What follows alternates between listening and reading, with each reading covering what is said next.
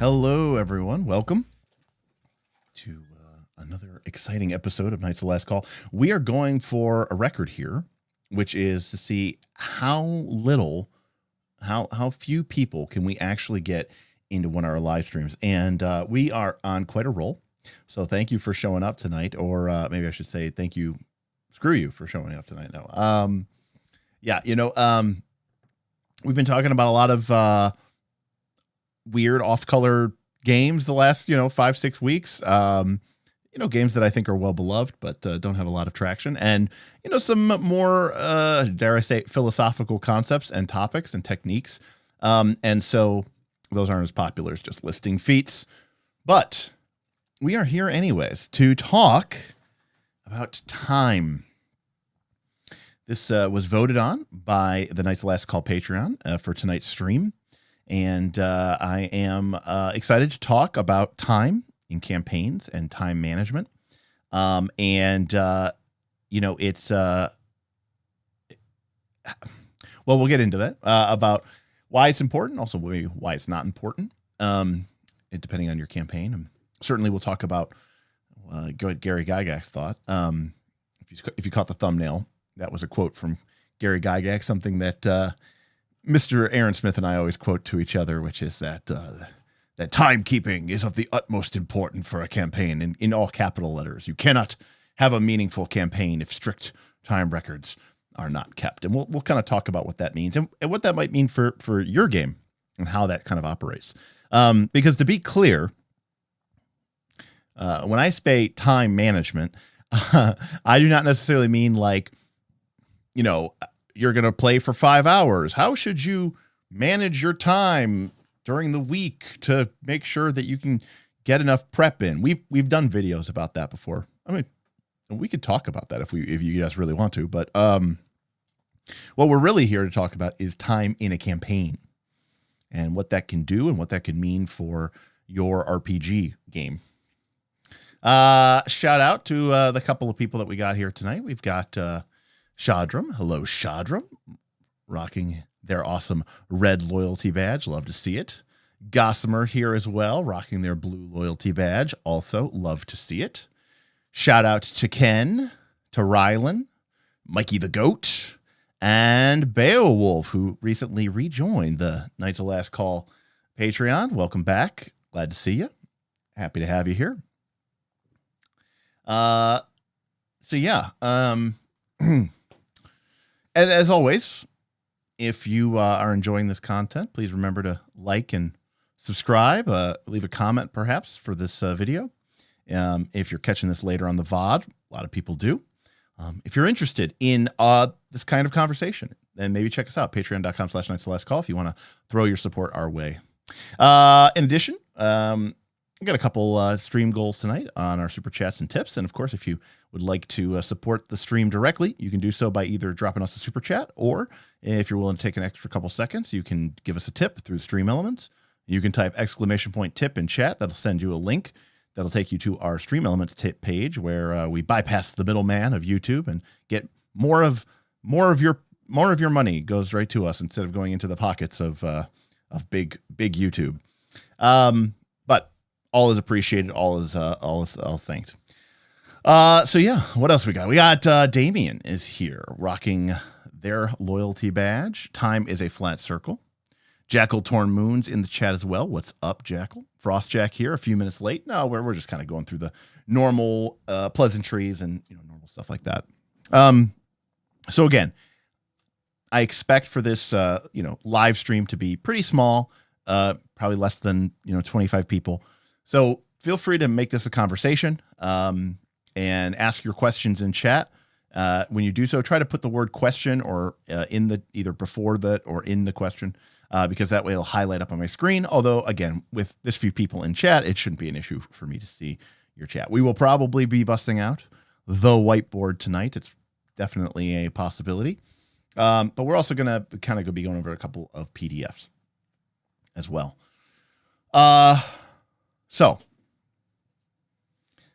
Without simply, actually, as I say that, I go, without actually just going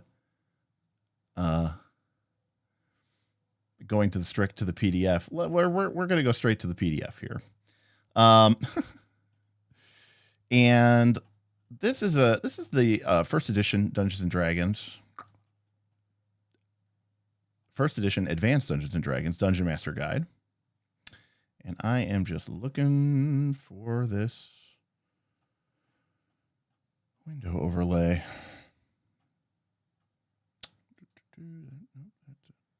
There it is. Okay. Okay.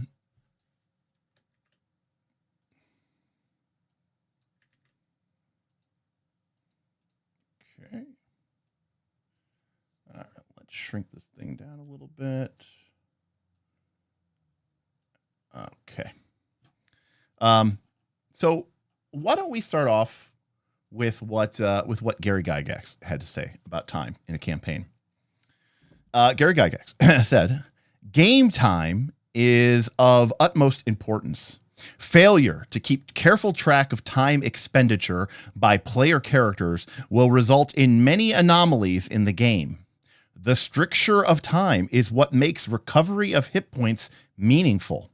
Likewise, the time spent adventuring in the wilderness areas removes concerned characters from their bases of operation, be they rented chambers or battlemented strongholds.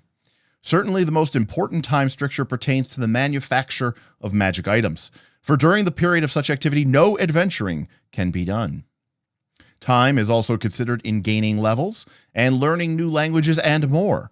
All of these demands upon game time force choices upon player characters and likewise number the days of their game life." So, and again, I would be remiss if I did not go into the second paragraph here. One of the things stressed in the original game of Dungeons and Dragons was the importance of recording game time with respect to each and every player character in a campaign. In AD&D, it is emphasized even more and followed by all caps. You cannot have a meaningful campaign if strict time records are not kept. So what the hell is Gary Gygax talking about here? And what are we even doing here? Well, one of the things you have to realize, and we might read more of this later on as we go into it, but it's important to understand what role time is supposed to have in your campaign. For Gary Gygax, the reason why he's saying that time is so important, it's because the original idea of Advanced Dungeons and Dragons was very, very, very different than the kind of campaigns that we play today. And I'm going to go ahead and bring up a whiteboard because you know me. Let's find our whiteboard here. Boom, there it is. All right. So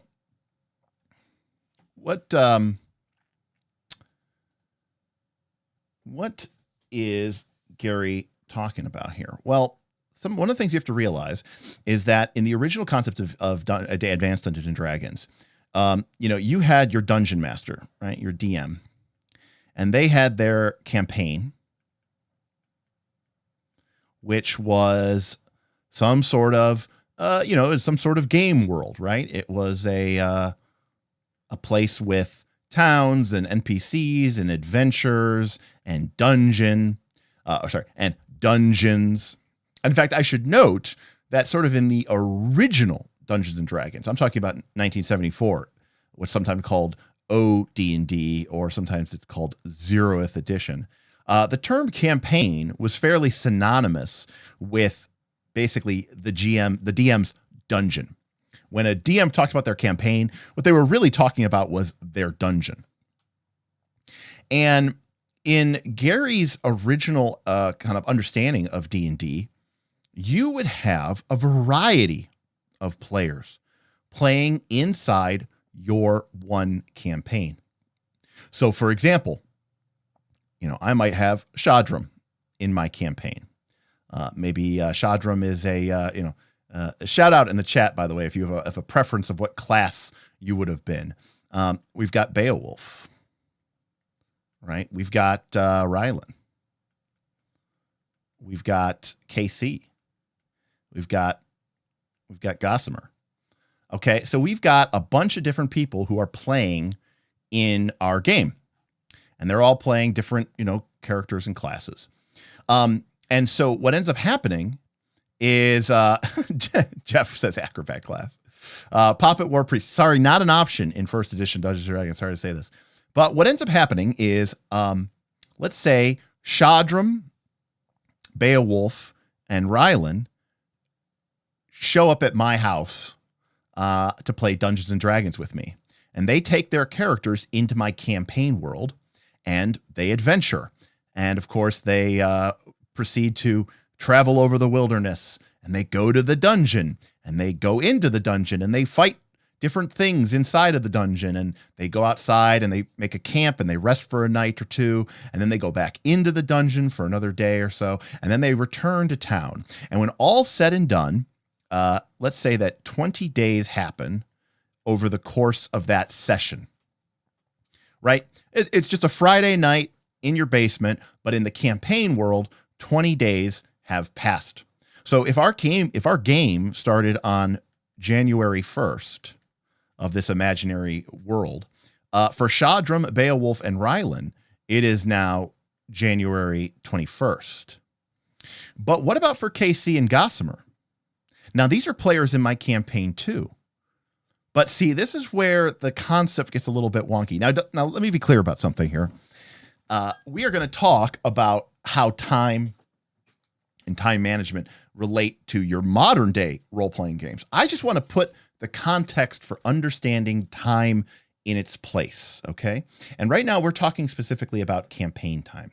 Now, what we're used to when we think about D&D games or games of Pathfinder is, let's say you did have 5 people in your campaign, and let's say that 2 people didn't show up, Casey and Gossamer. Well, number one, you might just straight cancel the session because you're going to say, well, we don't want them to miss any of the cool parts of the adventure path. Or also, quite frankly, the adventure is balanced around you guys having 4 or 5 people. So the fact that you're down to 3 PCs means maybe it's time to, bust out the commander decks or bust out a board game or a movie instead of playing.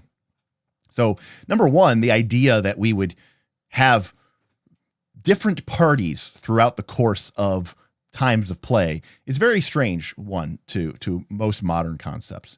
The second thing is, we've got Shadran, Beowulf, Rylan, KC, and Gossamer. That could be, anybody's campaign. But a lot of times in Gary's day, you might have Jackal, and you might have London, and you might have Cal, right? You might have like 10 or 14 players in your game, right? Frostjack, right?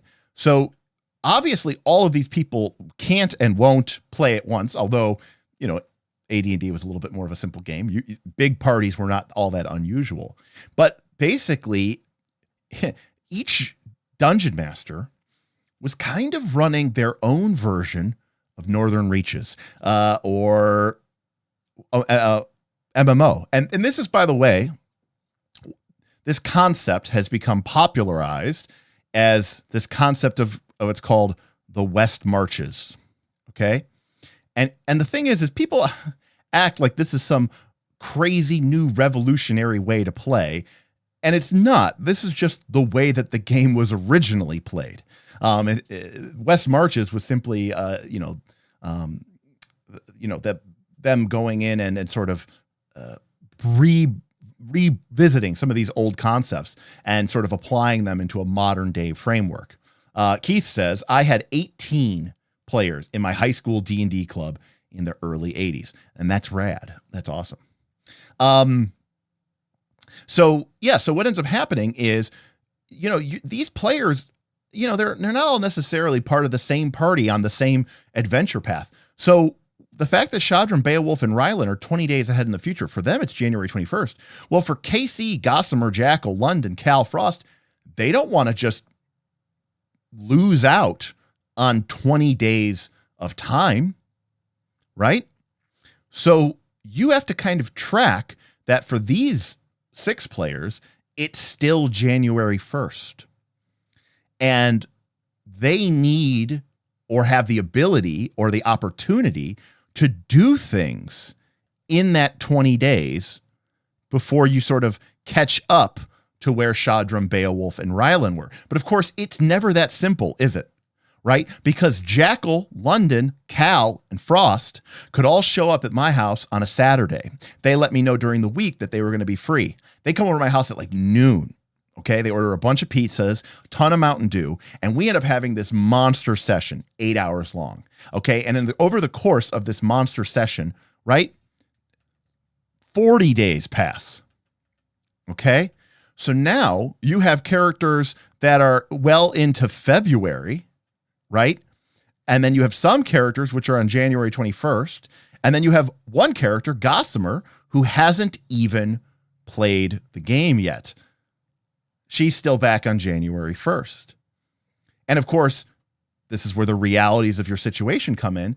She can't adventure with any of these people because they're not there. Okay? This is crazy. Wait, think about this, right? It's a Friday night. Gossamer wants to play. And Shadram's available. Cool. And London's available. Cool. But none of these three players can play together because for Gossamer, it's January 1st. For Shadram, it's January 21st. And for London, it's February 9th.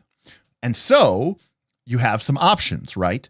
One of the options could be that Gossamer maybe figures out an opportunity to go and do a little bit of a mini adventure with the GM or the Dungeon Master if they're available during the week, and they just go on a solo session. Because remember, adventuring, gaining gold, that's what the game's all about. That's what's going to get you treasure. That's what's going to get you magic items. That's what's going to give you experience, which is going to give you levels, which is going to make it easier to get the next bout of treasure, et cetera, et cetera. You're right. We want to be adventuring. Adventuring is very precious to us. But the fact of the matter is Gossamer might have to kind of, suck it up and say, and London, everybody wants to play with London. And so Shadram says, that's fine. I will fast forward to February 9th. And, we'll say that in those intervening, 10 or 15 days, I was practicing on my Elvish, right? My Elvish language, or I was working on this, magical harp that I have been constructing, right? Gossamer doesn't have really that as many options. Maybe she doesn't have a lot of money or options, and maybe she never started up any sort of long-term projects. And so what ends up happening is she just kind of says, yeah, I guess my character just kind of sits around and doesn't do much for the next month or so. And it's kind of a ne'er-do-well. And also I just want to get to playing. Okay. Now our three players are all on February 9th, and now they can go and adventure with one another. But what ends up happening is different characters have sort of had different experiences throughout this campaign. And there is going to be sort of a tension, right, between the game world and the real world. And what I mean is, obviously, as a player, you want to make sure that you're available in order to adventure because, the GM and you are only going to be available to play so often. Maybe it's once a week. Maybe it's twice a week. Maybe your schedules never really match up. And if that's the case, it's possible that you're going to get yourself into a lot of situations where your time sync is sort of off. And that's why Gary says you cannot have a meaningful campaign if strict time records are not kept. The reason is because in his mind, if you ignored these time gaps, you're sort of, I don't want to say you're punishing, but like the character of, Gossamer, she missed a couple sessions, but she didn't get to do anything for those 40 days or 50 days. So she deserves that opportunity to maybe, craft arms and armor, or maybe she revels in the town and learns up a bunch of rumors about the upcoming adventure. So part of this idea, okay, now again, none of these these concepts are old, right? But what am I talking about here? Okay, I'm going to blow your mind. Here. Okay, do you remember what? Right? So Shadram, Beowulf, and Rylan, right? They went on their adventure, right? And these folks got together and they went on their adventure. And in between, right? Shadram went on an adventure here from January 1st to January 21st. And then there was a gap. There was sort of an in-between time, right? Let's hope that Shadram came back from their adventure. Shadram, Beowulf, and Rylan, they found great success. They managed to locate an orc den, and they found that the orcs were serving an evil, twisted abomination, and they were able to kill the orcs and destroy the abomination and banish it from this realm, and they managed to recover a bunch of treasure. So, they got some experience, they have some money. Shadram wants to do stuff with that. So for the next, 20 days or so, 19 days, Shadram decided to go and find a tutor in town and spend some of their money and learn Elvish. And that brings us finally to February 9th, where Shadram goes on an adventure again. Okay. But what if, instead of calling it an adventure, okay, or a dungeon crawl, we called it a score?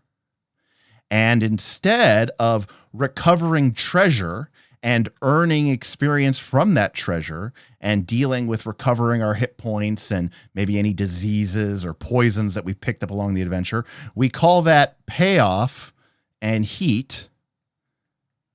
And then instead of saying, oh, you've got 15 days to do something, what if we just called that downtime?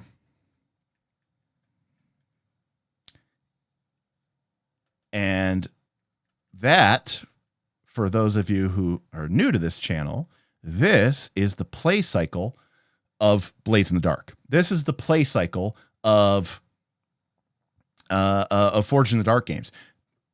John Harper did not create this cycle.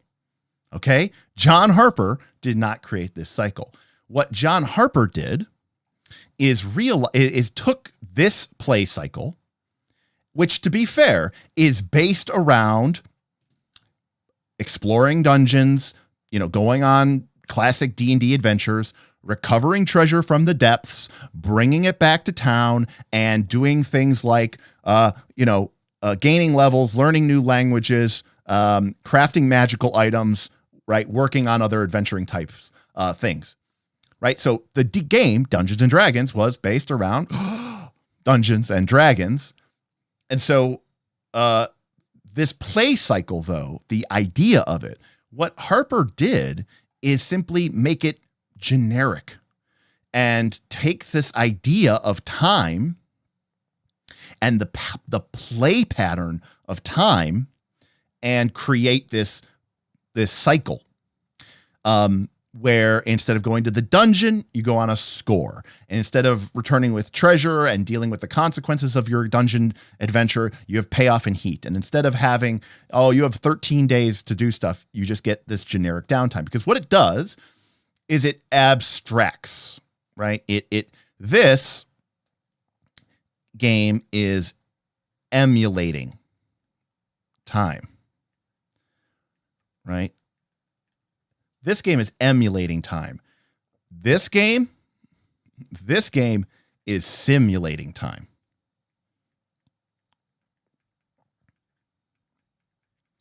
Because in both, you are getting this feeling that things are happening and that the world is changing and that a sense of time is passing. There's the past, the present, the future, and then there's a in-between period of time before the whole thing sort of repeats itself. But the difference here is that in classic Dungeons and Dragons, and arguably I would say up until modern day D20, I mean 5th edition, I mean Pathfinder 2nd edition, they are still pretty well obsessed with this idea of time. I mean, look at your books. A lot of things are expressed in terms of per day or travel distance per day or per week. Everything is still pretty well rooted into this very simulationist concept of time, where arguably the idea is that if something takes 4 days versus 8 days, that is supposed to make a difference. That is supposed to be something that matters. Otherwise, why are we tracking it? And so Blades in the Dark says we like time, but we don't necessarily need to simulate it fully. I literally don't need to track what day of the week it is. And was it 11 days or 14 days? All we need to understand is that there is this sort of passing of time on a sort of generic sense. And so again, this is what we mean when we talk about simulation versus emulation. So Blades in the Dark's play cycle is emulating time. Classic D&D's structure of time is simulating it. But again, when you are playing in a campaign that has, 18 players, as Keith's campaign did in high school, they're not all going to show up on the same day. So tracking time and keeping time managed became extremely, extremely important at the campaign level. And again, for most people, unless you are running a West Marches game, this isn't really going to matter that much.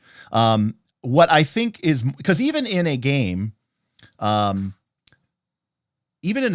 like Pathfinder 2nd Edition, which theoretically looks like it is simulating time because it has all of these days and stuff like that, the truth of the matter is it's really not that obsessed with it. And more importantly, the way that most groups play these days, they typically all of the campaign, the number of players in your campaign is probably like 4 to 6, and chances are good you're all kind of on the same calendar, right?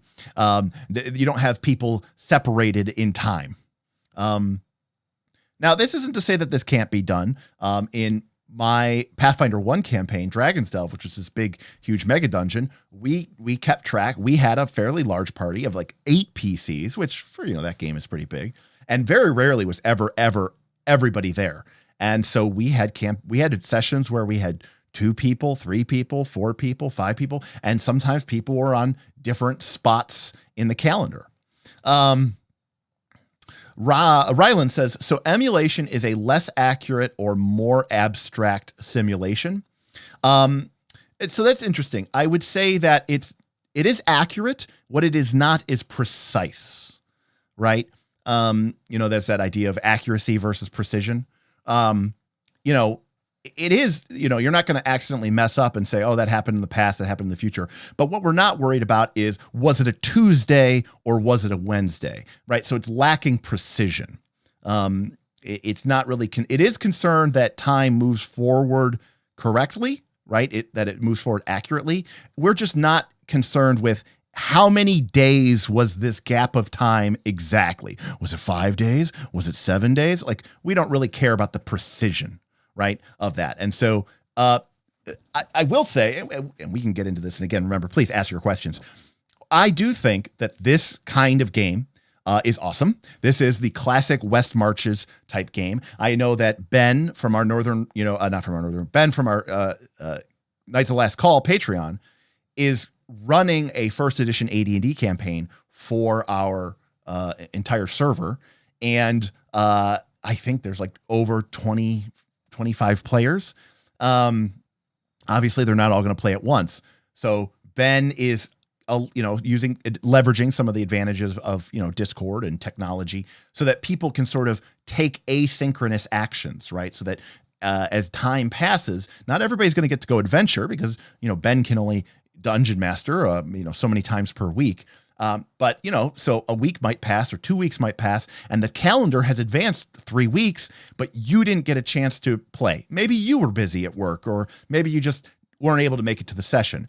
But then it's important that your character still gets to do something in the context of the campaign. And that could be, again, anything. Now, again, Blades in the Dark took this idea and said, look, in a downtime of Blades in the Dark, you might heal your wounds. You might, get new contacts. You might acquire gear or assets. And you might do what they call a long-term project. And these concepts apply to D&D as much, if not more, than Blades in the Dark. When we played, when I was a player, my bard, Senwin, in Smith's 5e campaign, which we played on Roll20, because we were playing with our friend who lived on the West Coast. We're over here in Ohio. His game had a very, very, very sort of emulated version of this play cycle, even though we were playing D&D, right? We would go into the dungeon and we would get treasure and loot and play like D&D pretty much. But then we would have time. We would earn essentially time in the dungeon that we could use in order to sort of do all the cool things that we wanted to do. Now, of course, some of those things are like, shopping for magical items or selling your magical items that you don't want. But because we love Blades in the Dark and we love the freedom that RPGs offer, we also had tons of long-term projects.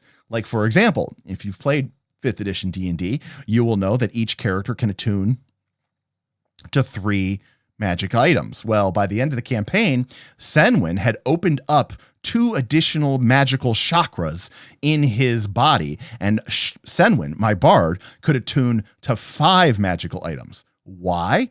Because my character had a lot of wealth and experience and time, and when we would return from the dungeon, I would essentially go to Aaron and say, hey, I want to basically create a long-term project. How long is that going to take? What is going to be asked of me? What resources do I need? How much gold do I need? How much time do I need? What rare or powerful magical ingredients do I need?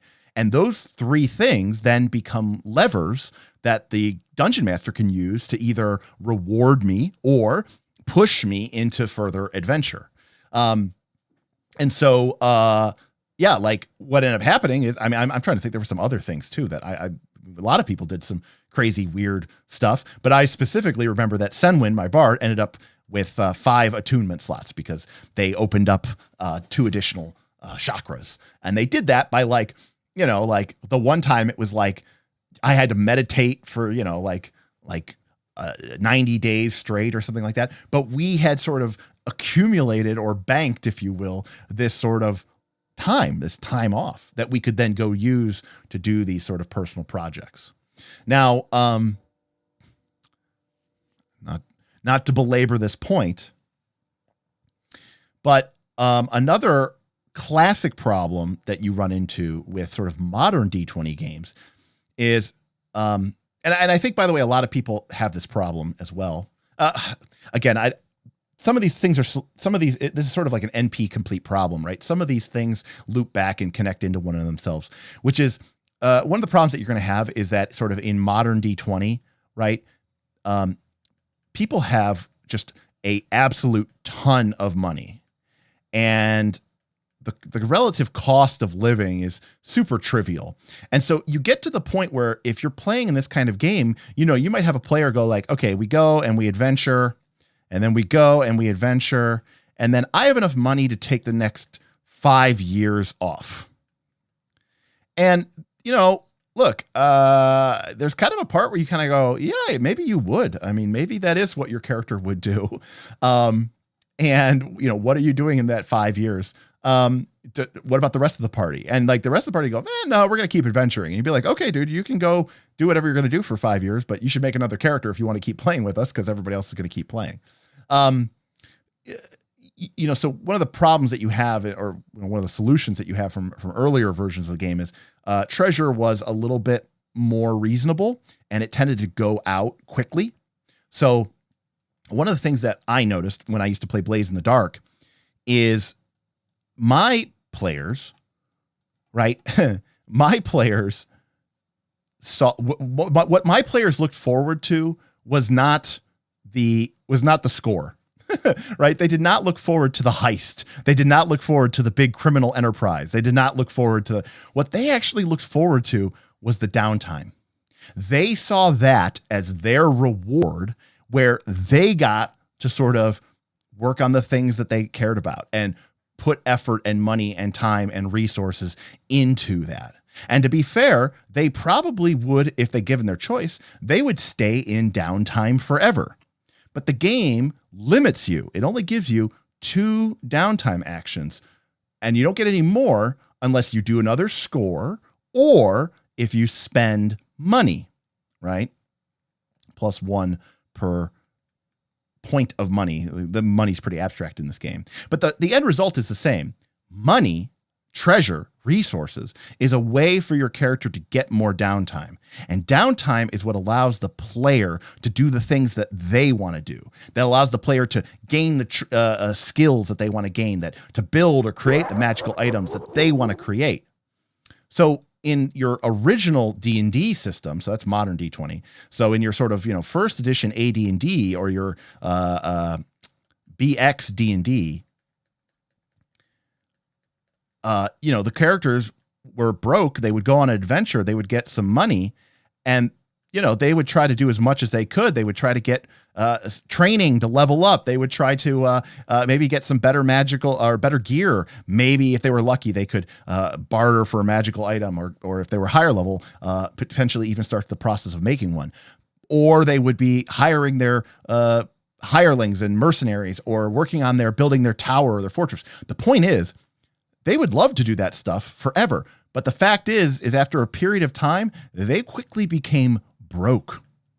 And the only option, okay, was to go adventure again and get a bunch of money and get a bunch of coin and treasure. And then that would give them, oh, cool, we have enough money. This is enough money for us to do 90 days of big spending. And we can actually go and do really awesome stuff. Like, yeah, I want to keep building that road. I want to connect my fortress with the town, right? And I want to build a road. And it's like, okay, well, it costs this much money and it's going to take this much time. You need to hire this many workers. And you're like, oh, geez, I need more time. I need more money. Okay, I guess I better go adventure again, right? Like in original Dungeons and Dragons, adventurers were like kind of like independent contractors, right? Like they would just like, that were like really, really, really, really, really, really expensive.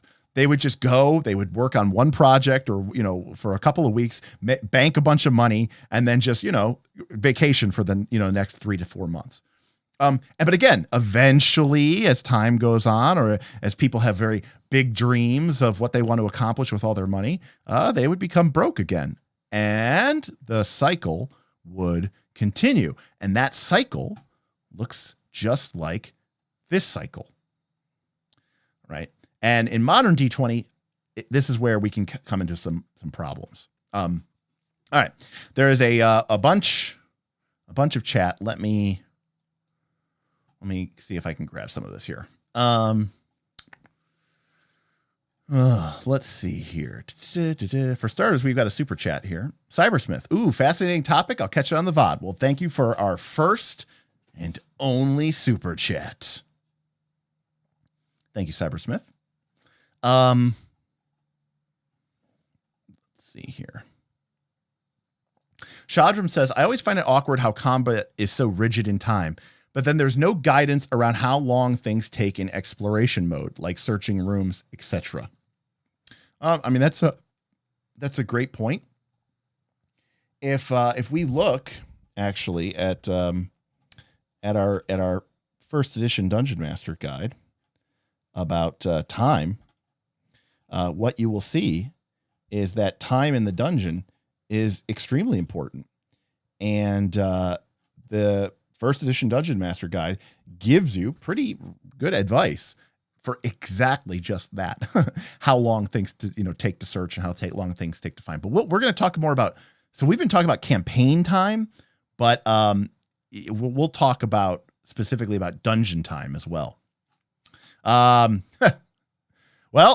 Mr. Blawface coming in with a very, very, very generous $50 super chat says, I want to see a Gear and Magic item stream, and they are willing to pay for it. And boom, goal complete. Well, Mr. Blawface, you're going to get your wish. So we have a patron, fantastic patron, who plays at some of the highest level in our Northern Reaches games. But Frosty would tell you that they are not like the most super duper, character optimizing type player out there. They love to play the game and they love to have fun with it. But one thing that they have sort of noticed is that that Frosty noticed is that they don't have a good command over like, what are the must-have gear items and what are some of the must-have magic items? What are some of the best magical items to have in a game of Pathfinder 2nd edition? I thought, that would be a really interesting idea and concept, which is why it was a tip goal for tonight. So thanks to Cyber and Mr. Blawface, we are going to be doing that. And we're going to kind of take a look into how to spend your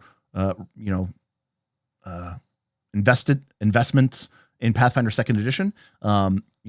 What runes on your armor and your weapons particularly are the best bang for your buck, and what are some of the must-have items that you should have in your repertoire of magical items. We could also talk about some of my theory, like some of my personal philosophies about gear and magical items and the type of stuff that I like to have as well. Mustard Blawface, totally understand. It is, the nice thing about it is that you can, you can play as much as you want or as little, in theory. Like you don't have to play every week. This is, to be clear, this is not all gear and equipment ranked. Okay. This is not all gear and equipment ranked. That is not what this is going to be.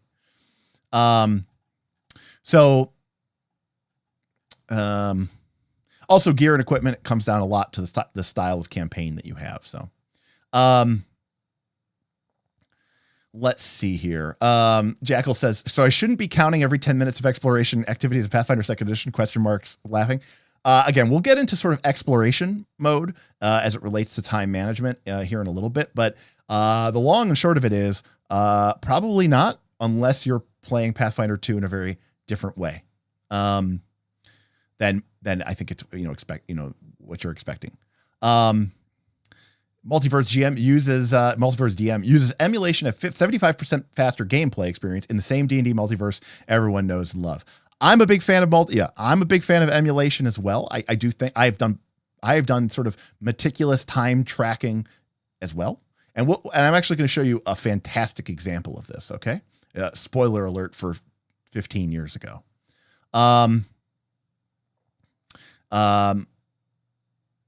So let's see here. I don't want to miss anybody's cool chats here. Keith says, if I remember correctly, wizards in OD&D needed a lot of time for learning new spells, especially when having leveled up. They were not just handed new spells when they leveled up. And it's not just wizards, right?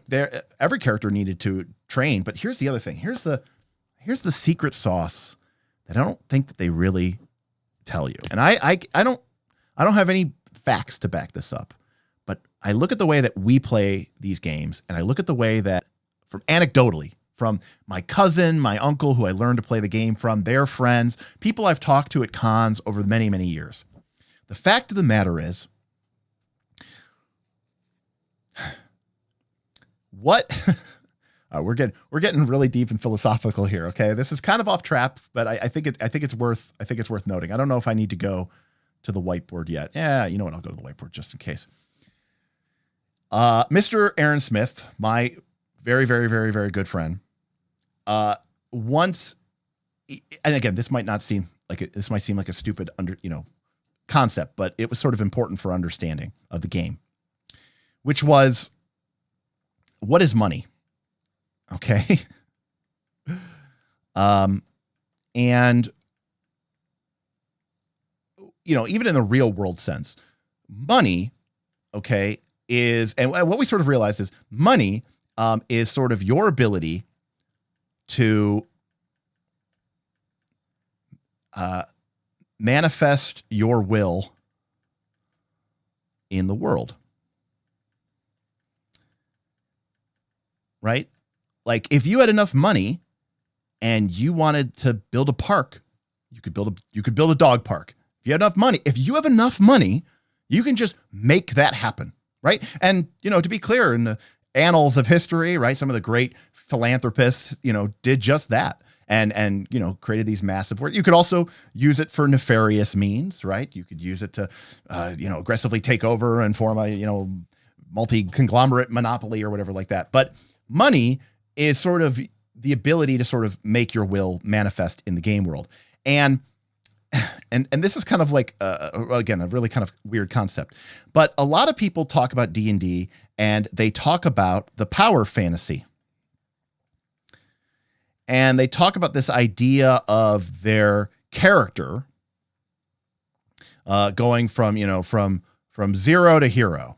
Okay. And going from being just an, ordinary average day, Joe or Jill, and becoming this super heroic character who is extremely powerful, personally powerful, right? Capable of taking nuclear missiles to the chest and just brushing it off. But I think there's another way to sort of view the power fantasy. And I think Dungeons and Dragons sort of used to sort of embrace this idea more, because as many of you know, or maybe you don't know, original Dungeons and Dragons, first edition Dungeons and Dragons, went from levels 1 to 20. But after about level 9 or so, your character stopped gaining new abilities. You stopped gaining hit dice. You didn't gain as much hit points. You might gain, like, after level 9, you might gain +2 hit points per level, right? Your character really stopped advancing for all intents and purposes. You really did. there wasn't a whole lot there, and people look at first edition, they look at BX and they go, man, there's no feats, right? There's no feats, there's no powers, there's no skills. What the hell? This game sucks. Your character sheet's all basic and blank. And, old school, some of these new old school games have sort of really embraced that. But here's the thing. This is my anecdotal evidence based off of my experiences, the people I played with. Nobody played like that. The power fantasy of D&D wasn't necessarily that your character became Superman. The fantasy was kind of that you became really fucking rich. Okay? You had money. You had assets. And you know what you could do? The power fantasy was just being wealthy. You could do in the campaign whatever you wanted because you had the money to do it. And what I have seen over and over and over again is that players, when they have time plus money, is they will invariably lead to new / broken stuff. So what do I mean by that? What I mean is, hey, Dungeon Master, my character has a lot of gold and I have all those rubies from that snake cult temple. Plus I got a lot of time. I want to learn. I want to find a thief to teach me how to hide and, move silently. Well, you're a fighter. You don't have that ability. I know. I want to spend money and I want to make that happen.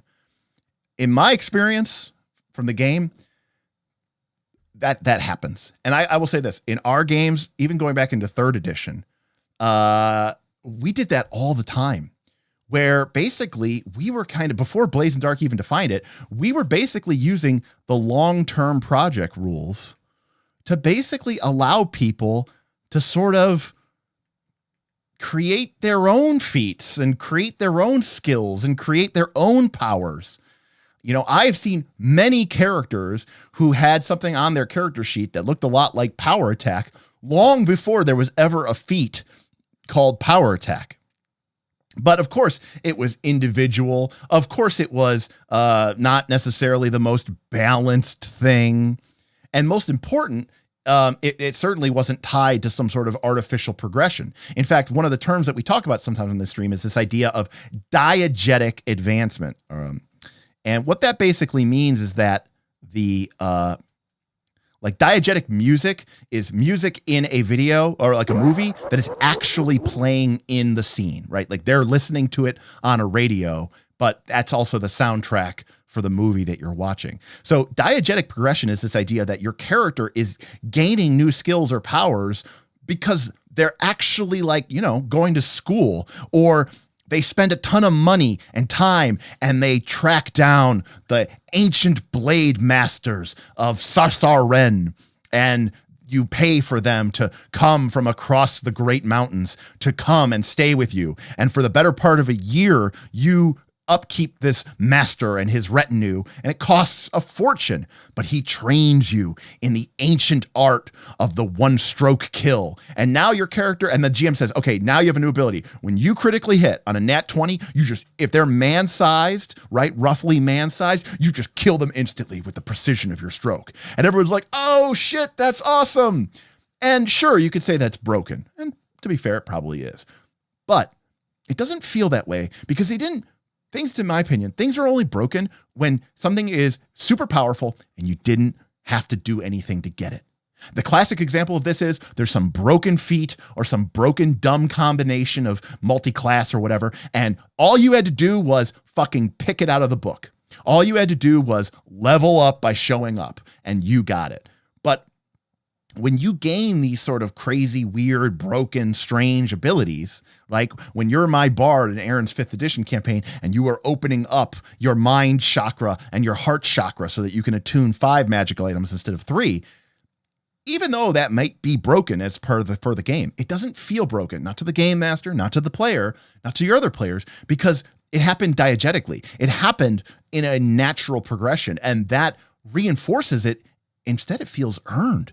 It kind of feels like, do you think it's broken when you bust your ass, make a lot of money at work, save meticulously, maybe pull some extra shifts so that you can earn a lot of money, and then you go and buy some incredible and amazing, I don't know, boat or ski jet or RV or, whatever, something really, really great and cool.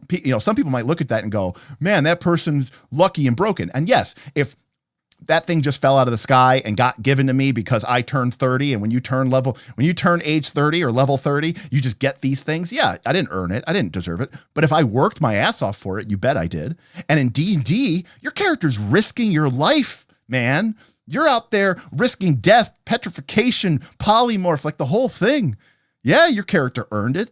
They paid for that. They paid for that gold coin in blood and sweat and tears and magical potions, So I find that the players feel richly and rightfully rewarded. I got a couple super chats and tips come in. Shadramsip $20. Got to go to a meeting. We'll watch the rest later. My character will spend his downtime crafting 50 wands of heal. 50 wands of heal is of course the go-to. Thank you, Shadram. I hope you enjoy the VOD. Thank you for the tip. Thank you for the support. I'm really looking forward to your thoughts when you take a look at that. Cybersmith says the money time thing is important in a game with no GM directed plot. There isn't a villain escalating things, so why hunt dragon? Because eventually goblins aren't worth your time. I slightly disagree regarding PF2 exploration time. Yeah, we'll get into that, Cybersmith, because I do want to bring up an interesting point though, Cybersmith, because I agree with everything that you just said, but I do think there is something to be said about time in original D&D. And by the way, how it ties back to Powered by the Apocalypse as well. But real quick, again, I'm sorry if I miss your chat or anything like that, because there's a lot of stuff going on here. But I appreciate it. So Dungeon World and Apocalypse World introduced this idea of fronts, right? And the idea of the front. Let me see if I'm just pull this up real quick, just because there's probably an example of one that I can just steal.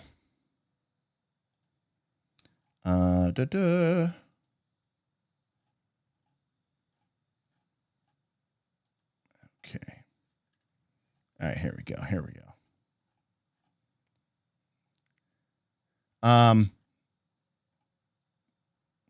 Let's see here.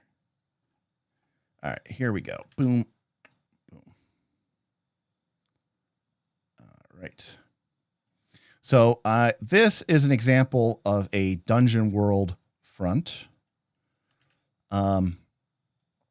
Okay, from Dungeon World. And the idea of a Dungeon World is that you have dangers in your world. Okay. In this case, we see two dangers, right? We see the White Gate, we see the College of Arcanists, and actually there's a third one as well, which is the Argent Seraphim, okay, which is a choir of angels. All right. Oh, there we go. Okay, everybody can see that? Good. Okay, so these are the dangers of our campaign world, and these have been divided into fronts, okay? And you can see that we have, this is one front, this is another front, and this is a third front, okay? And when they call them fronts, think like storm front, right? It's on the horizon, the storm is coming in. So the first thing that a front in Dungeon World teaches us is, number one, it's kind of understanding what is this danger. The College of Arcanists is sort of a cabal of ritualistic and cult-like sorcerers. The White Gate is a dark portal. The Argent Seraphim is a choir of angels, right? So very quickly, easily describe it. That kind of gives us an idea of, what are the type of things that this front might manifest itself as, right? The College of Arcanist is unlikely to send, a bunch of ogre berserkers after the group, but might they send a bunch of shape-shifting magic assassins? Yeah, I think that sounds probably pretty reasonable, right? So then each front has an impulse, and this is sort of the core motivation of the organization, and it sort of helps you guide and understand their behaviors. Now, eventually, these sort of fronts will reach what's called the impending doom, and this is sort of the final state. What will happen if the front is allowed to roll across the campaign unimpeded? Okay. In the case of the College of Arcanists, right, the impending doom is usurpation, right? The College of Arcanists use the power of the White Gate to secure themselves in power and, rule over maybe the city or the nation. They dispose of the king, right? Like, point is, it might not necessarily end the campaign, right? You could, maybe, for example, the White Gate has the impending doom, destruction. This could be your sort of existential campaign killer, but not every front needs to necessarily end in complete and total destruction of everything, that you hold dear. But the key element here are these grim portents.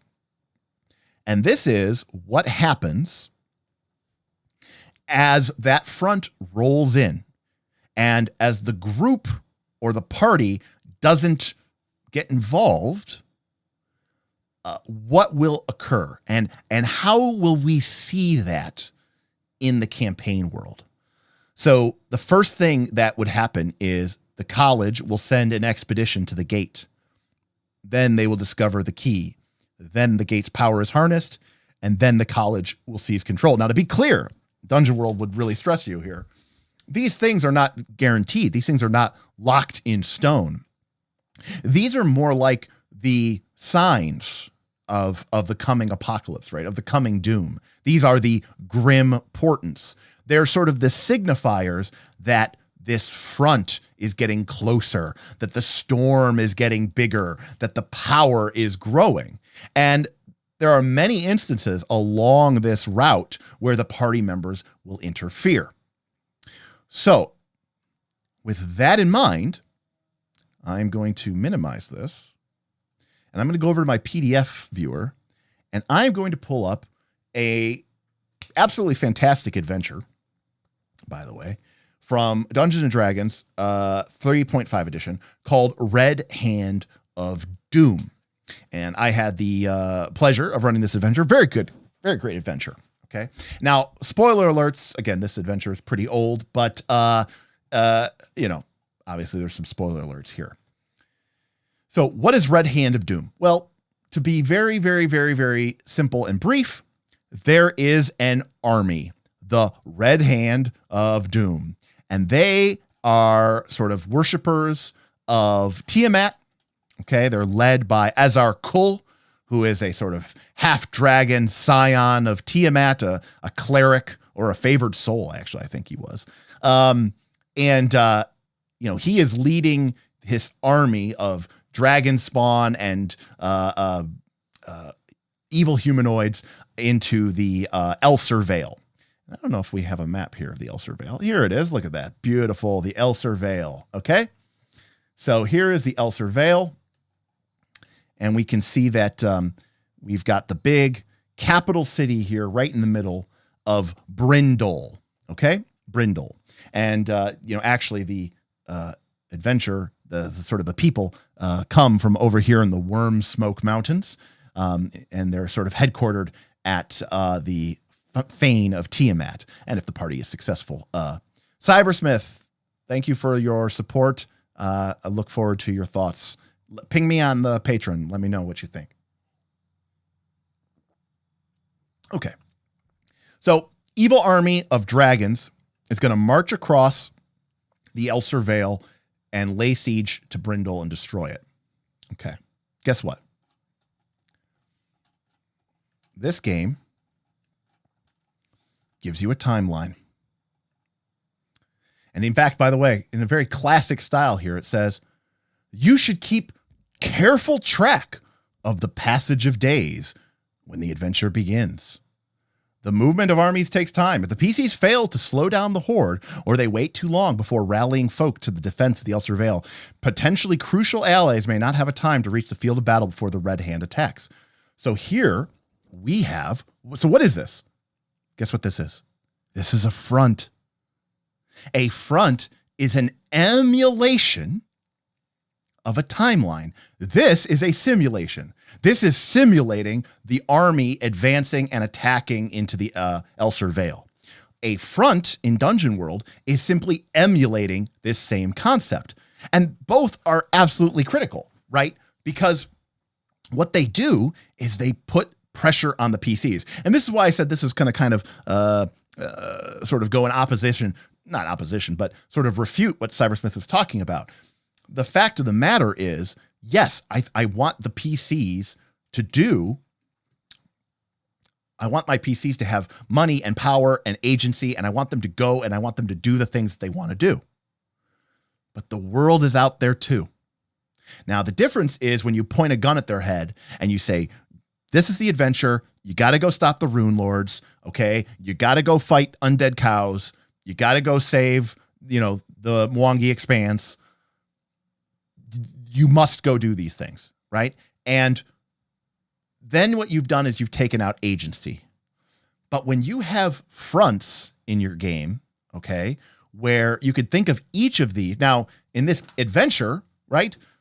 I mean, ideally, you don't want Brindle to be destroyed, but it could. It's not the end of the world. It's not like the world blows up, okay? No, I mean, it's one town, it's one city. You should probably fight really hard for it, but the game will continue regardless, right? Your characters aren't even level 20 when this campaign finishes. They're like level 12 or something. So Casey says, spoiler, my party went straight from the bridge to the lake and left all the villages to burn. They weren't happy. It was their first time realizing that the clock keeps ticking. But KC, honestly, that's awesome. That is completely awesome. And I have some really fun stories about this campaign. But needless to say, my group did a little bit better. But one of the key things, and I don't want to take too much time here, but one of the key things in this adventure is there are, let's see if we can find it here in the appendix. I guess there's not a table of contents. Sweet. There is in the game all sorts of encounters, many of which, by the way, are optional. Okay. And when the group, back here, the bridge. Here we go. Many of these types of encounters, the effect of them is that they do things like delay the army, okay? Or they push back the timeline, all right?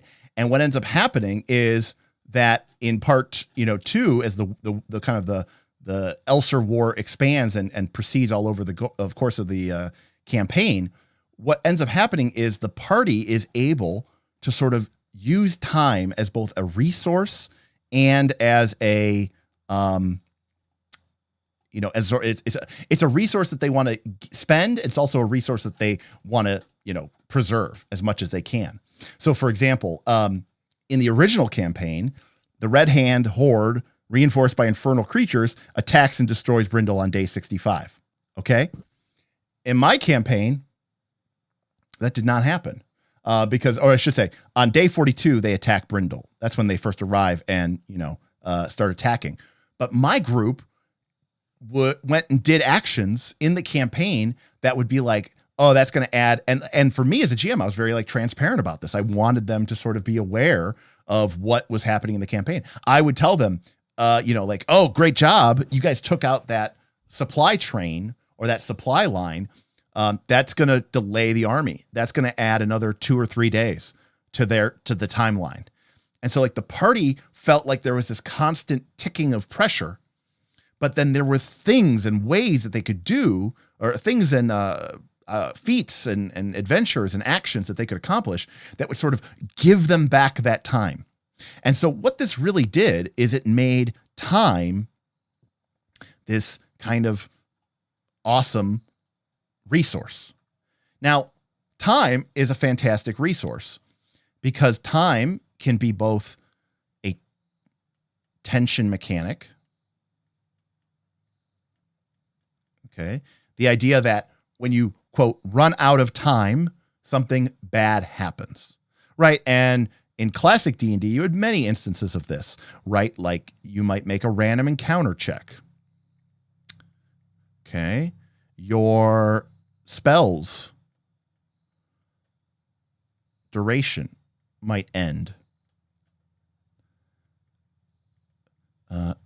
Food, water, torches.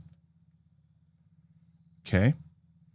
And by the way, you should be thinking and noticing something right here because you should probably be going, that's not really in Dungeons and Dragons or Pathfinder 2. That's not really in Pathfinder 2 or Dungeons and Dragons. These kind of don't matter in Pathfinder 2 and Dungeons and Dragons. And the truth of the matter is they kind of don't. You can make them valuable, but time as a tension mechanic in sort of the game, when you're like exploring a dungeon or you're like traveling over the wilderness, the fact of the matter is a lot of the things that we use for tension rely on these three things. Now, that's sort of like the exploration mode. But what about like the campaign tension of the time? So this is where we run into the other big problem that GMs have with time. And that is this. Campaign tension might be things like Brindle is destroyed. After enough time has passed. The Rune Lord rises and returns. Right? The princess is sacrificed. These are all classic motivators. Time, tension. But here's the problem.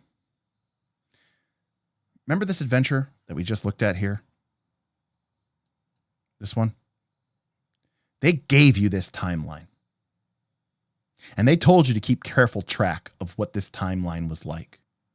And quite frankly, as the players start to encounter the army and they start learning more and maybe casting spells or doing scouting missions, even the players should start to be able to, understand what this timeline starts to look like, bits and pieces, on day 26 or 27, the players might receive word that the Red Hand has just taken Nimon's Gap. And scouts are telling them that they will be with it at Talar within a number of days. So they might not know the exact progression, but the party goes, man, we only have a couple of days to do stuff or to get to Talar or to evacuate Talar or to fight at Talar or to try to give them time so that they can escape, all these things. But the point is, this timeline is real. And in theory, as a game master, you are sort of keeping to it. So when you look at Brindle is destroyed, that is something that you can functionally look at this and say, oh, yep, wow, there it is. Red Hand Dwarf destroys Brindle, day 65. It's a real thing. It's out there. Now, go read Rise of the Rune Lords. Again, spoiler alert. The Rune Lord Karzug is going to return from his millennia of long exile / banishment / sleep. And he is going to return an ancient Thessalonian wizard of terrible power and sort of conquer and retake over, Varesia and all the surrounding regions. Rise of the Rune Lords does not give you a timeline. Rise of the Rune Lords doesn't really suggest that there's any, it suggests that there's time pressure, but there isn't any time pressure. Not really, not actually. Everything in that adventure happens at the speed of plot. And it relies on the players either being ignorant or the GM actively lying to them in order to maintain the illusion of tension. Whereas in Red Hand of Doom, you have real tension, okay? Because the fact of the matter is, Brindle is going to be destroyed. It has already been written down there, day 65. The impending doom, right, is there. And so, again, as we kind of think about this, if we were to write the danger of this, we would write, one sec here. We would write, okay, we've got the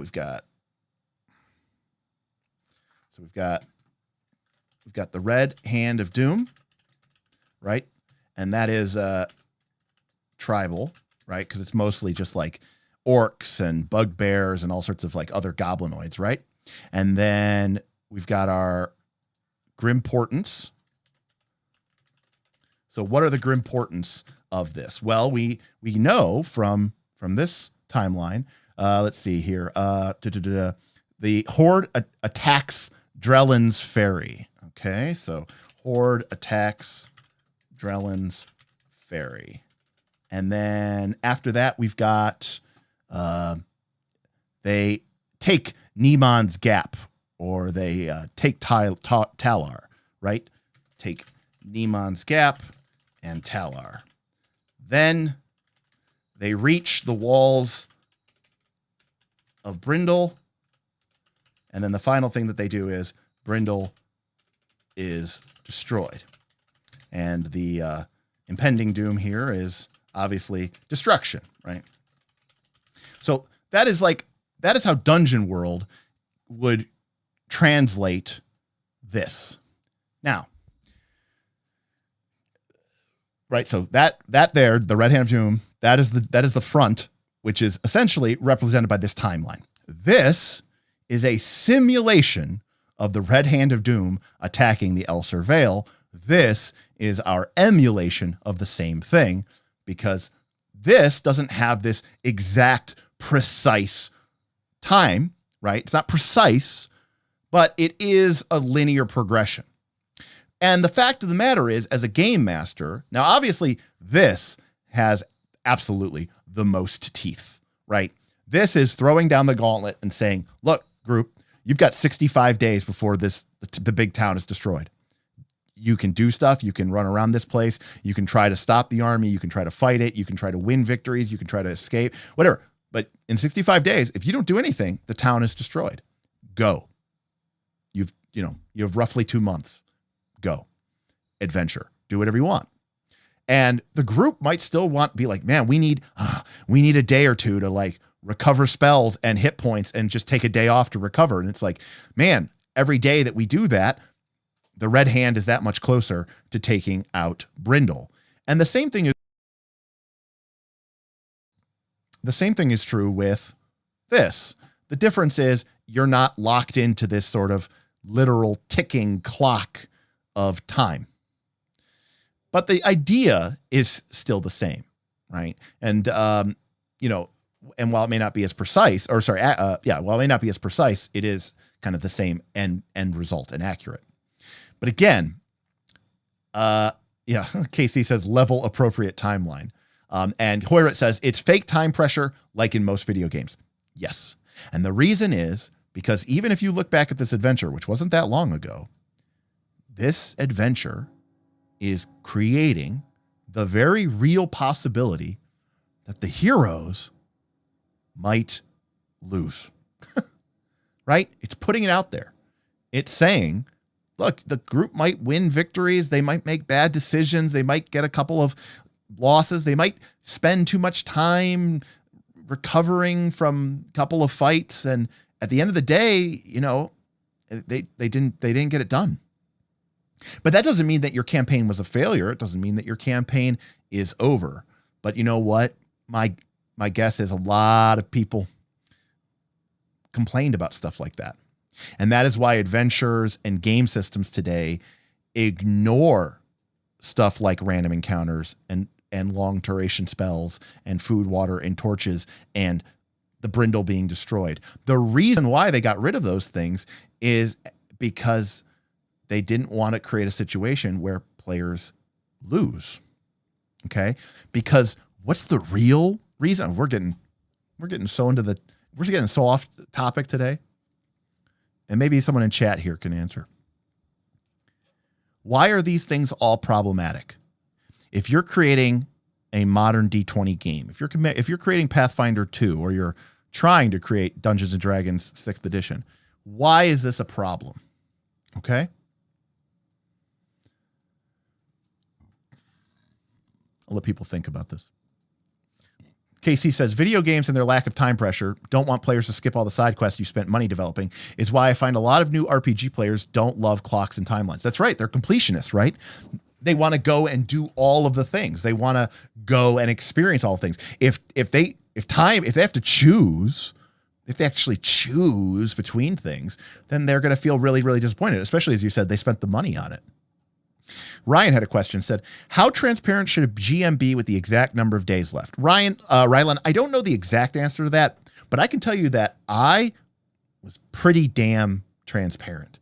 Or at the very least, I really rewarded the players' actions, whether they be, sort of stealthy scout missions or whether they were scrying spells. I wanted my players to at least have an idea of where this massive army that was descending. And, they're smart people. They're surrounded by generals and sergeants and warriors. Like, people can estimate, we might be able to hold them for a day or two, but then they're going to break through and there's nothing stopping them from taking Nemon's Gap and Tarlar, and they'll be at the walls of Brindle within the month, within 20 days. And you're like, okay, we've got kind of a progression here.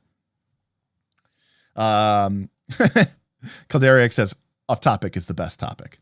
And I do agree, Rylan. I do like alternative consequences to just player death. So Multiverse DM says these things are problematic because the game master is driving the story, not the players.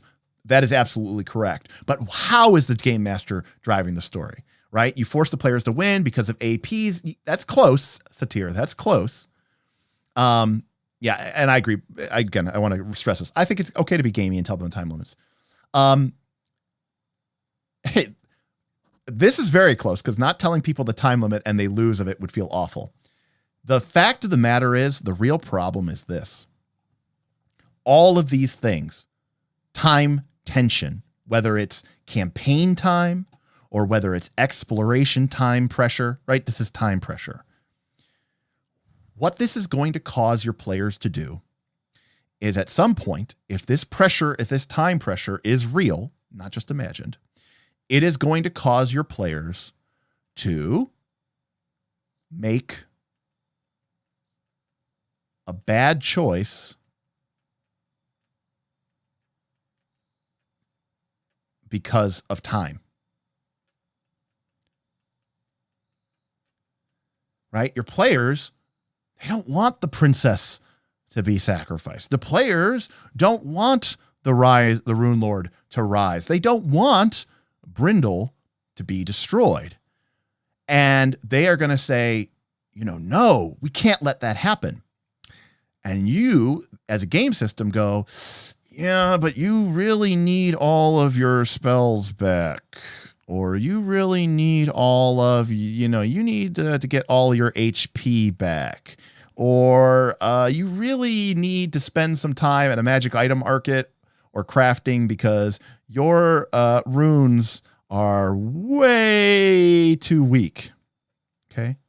The problem is that when you make a game based off of time, what's going to inevitably happen is your players are going to make choices that are going to put them into a situation where they don't have everything that they need. And that alone shouldn't be a problem, but the problem is these games are designed to be fair and balanced. And it is impossible for the group to create a scenario where they go to Nemon's Gap to save it. And there's a series of 3 encounters in Nemon's Gap that the adventure writers put in there, or maybe you as the game master designed it yourself. And this is an EL5, and this is an EL4, and then this is an EL6. Well, all of these carefully balanced encounters are assuming that the party is coming in at 100%. It has to, because it doesn't know where you're coming in. But if the party comes in at 50% health and almost all of their spells depleted, because they must save, we're heroes, damn it. We're not going to let this town fall. We're not going to spend the night camping. Okay. Then the party, because the rules in the game are so balanced, they get wiped out, and what the players want to do is be the big damn heroes. But what the game is telling them to do is something very different. And as your games become more tightly balanced, right? As sort of the min and the max of possible ranges has gotten really, really, really close, it makes it so that you really have to color inside of the lines, or the game world can get out of shape really quickly. And I will give you several examples of this. We are playing Abomination Vaults, and I am using random encounters in my Abomination Vaults game. Okay. So after a fight is completed, if the party wants to spend 10 minutes to recover focus points and maybe do a treat wounds, maybe they spend another 10 minutes and they want to do a treat wounds. Okay. These times are incurring debits, and eventually they generate random encounters. And guess what? We've had casualties. We've had almost near TPKs in this game. And I'll be honest with you, 100%, because of random encounters. And it's because, I've been doing this for a long time. I can tell you that Pathfinder 2 doesn't really handle random encounters all that particularly well. Especially if the group gets a random encounter while recovering finally from the random encounter that they got while they were trying to recover. And again, the real nice thing about Abomination Vaults is that, at its core, there's no timeline, right? If you read the adventure path, you know this. Now, I created one in my campaign artificially. I created one because I was like, no, this needs time and this needs tension. But the fact of the matter is, this sets up my campaign for a situation where the group isn't good enough and they run out of time. And guess what? It's time to pay the piper. Okay. Something bad is going to happen. Okay. Otari is going to get fucked up. But a lot of GMs are afraid or unwilling to pull that trigger, and for a good reason, right? Number one, potentially it could make the rest of this very expensive adventure path that you were planning on running for the next year problematic or, useless, or you're going to have to do a ton of work to make it fit, right? The other problem is a lot of game masters believe it is their responsibility to make sure that the experience is fun for the players and meets their expectations. And you might have a lot of players who would be really, really salty if, while they were adventuring and just doing the thing and going into the dungeon, and then, something happened, they had a random encounter and they decided to take an extra day off, that the town got destroyed. So I'm going to tell you a second story. Sorry. Ugh. My throat suddenly got so itchy there. Spoiler alert for the adventure that we've all played, which is, oh God, I can't even remember the name of the adventure.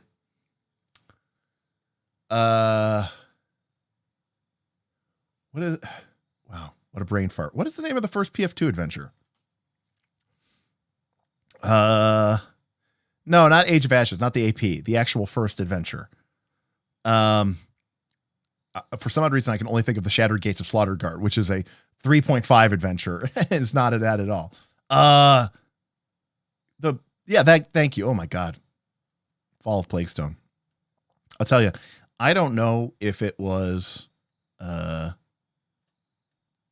don't know if it's just, me getting into my 40s or if it was the fact that I had COVID, whatever, a while ago. But sometimes my memory is not what it used to be. All right. Fall of Plaguestone. Again, spoiler alert for Fall of Plaguestone, but there is a town. Okay. It is called Plaguestone. Okay.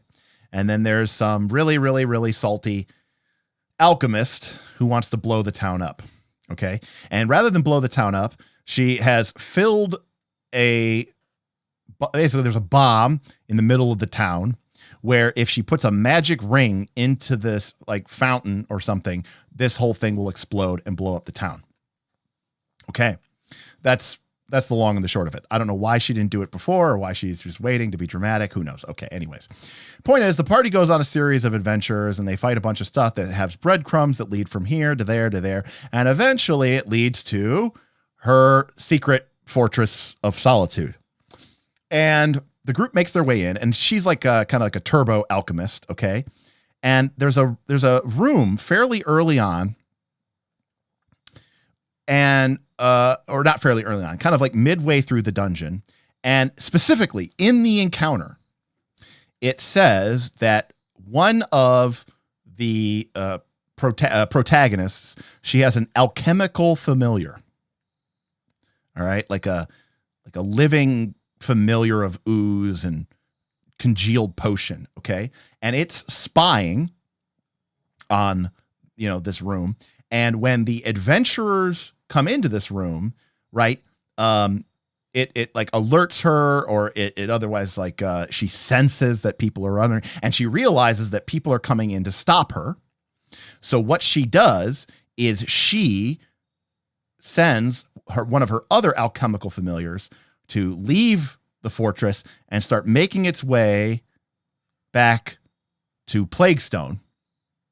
So basically when the party reaches this certain threshold inside the dungeon, and the idea is like, they're like 2 rooms away or something like that, or like 1 room away, 2 rooms away from actually fighting the villain of the adventure. She sends her little alchemical familiar. And of course, the party goes in, they fight her, they beat her, and then, like with her dying breath, she says, you're too late. I have already sent my alchemical familiar and it's going to blow up the town. And then again, the timelines in the adventure are really, really, really vague.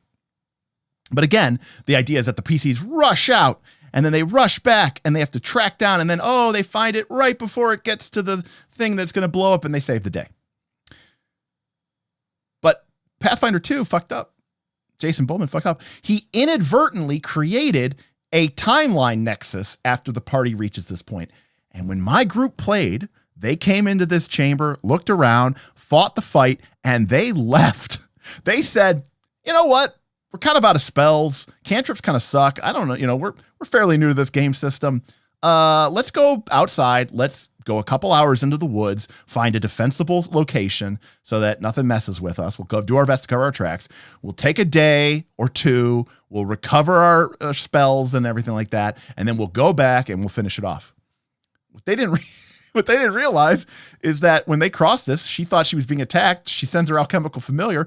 And so I described how during the night they heard this massive explosion and I just blew up the town.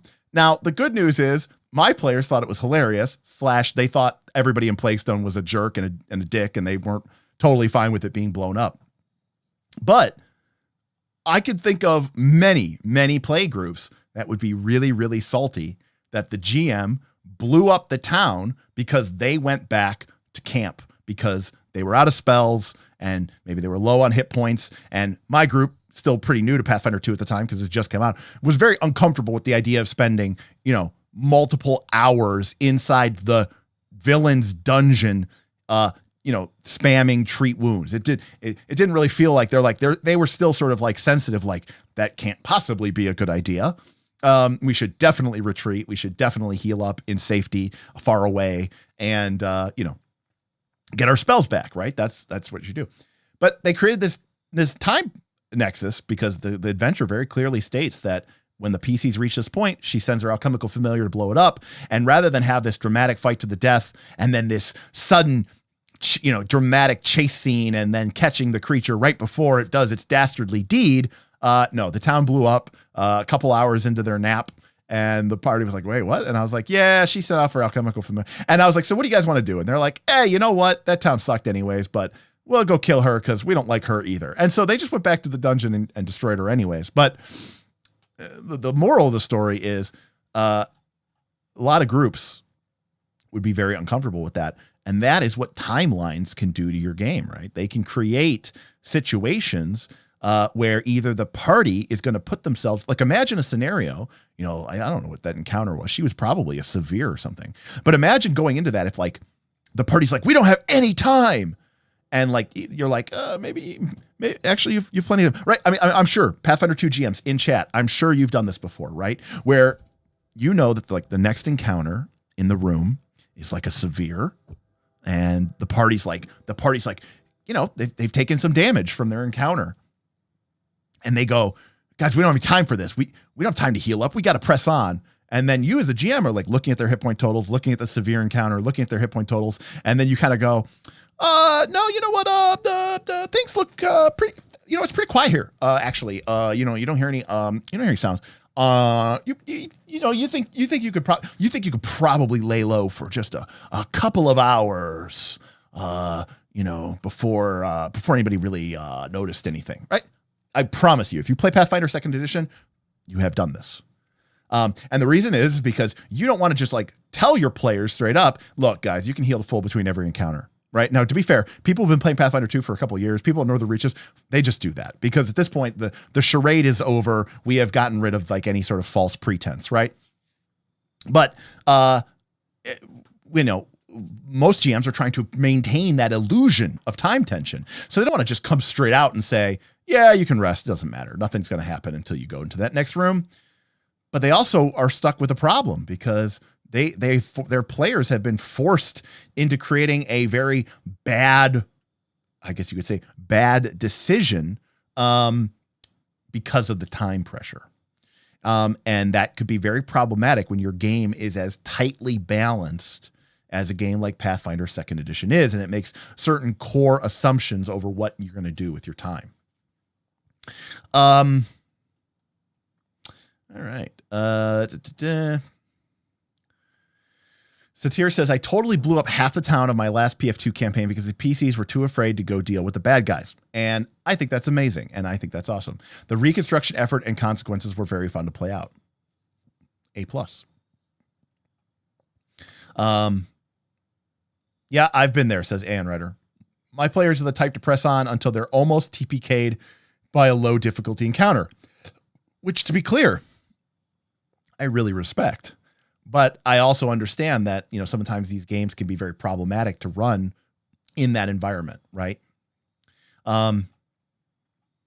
So, but they were initially pretty salty. Okay, well, they're not. So yeah, so they're not the absolute perfect of all time players. And that's okay, right? I want my players to be a little salty about it, right? Because you want it to kind of be some sort of emotional response. You want them to feel some sort of way about it, right? So I agree with that. For society play, they've usually been given, there you go, a good amount of healing potions during the scenario and scrolls so that they can keep pressing on. Exactly. And then it's like this question of like, how do you know when you have enough? In fact, Anime's mom brings up a really interesting point, which is in our Pathfinder 2 Northern Reaches campaign, the players quickly realized that, haste, which has a duration of 1 minute, especially like a haste 7, which is a pretty expensive spell to cast, when you're just, when you're just 13th level or whatever, and you only have a couple of these level 7 slots, but haste 7 is pretty powerful, but it lasts a minute, right? But the fact is, most combats in Pathfinder 2nd Edition are only like, it can only be like, sometimes they're only like 3 or 4 rounds. You could easily squeeze in another combat, into that time. And especially spells like heroism, which is a fantastic buff, but it lasts 10 minutes. And in the standard Pathfinder 2 equation, we usually think, 10 minutes is like one encounter. But again, people were using their highest level spell slots to get these Heroism 2s or Heroism 3s, or they were buying scrolls. And they were like, well, yeah, I kind of want to do the entire adventure in under 10 minutes. They're like, 10 minutes is 100 rounds. Okay. It might take us 5 rounds, 6 rounds tops to beat a combat encounter. And then we'll spend 5 or 6 rounds spamming heal spells from scrolls and wands that we brought to heal everybody to full. Yeah, focus points we're not going to get back. But at that point, 1 minute is gone. Then in exploration mode, even moving at half speed as we do while searching and doing all this other stuff, we still move insanely quick. Most of next encounters are still probably less than a round or 2 away. So within another 30 seconds, we can be into the second encounter. And then 30 seconds later after that, second encounter is defeated. Now we've only gone through 2 minutes of the 10 of heroism. We'll use all our scrolls, we'll heal everybody to full, and we'll do that again so that we can get through 4 or 5 encounters, potentially even to the very end of this so-called dungeon, before 10 minutes have elapsed. That is a very, very, very big difference from anything that, these games would ever have looked like, back in the day. So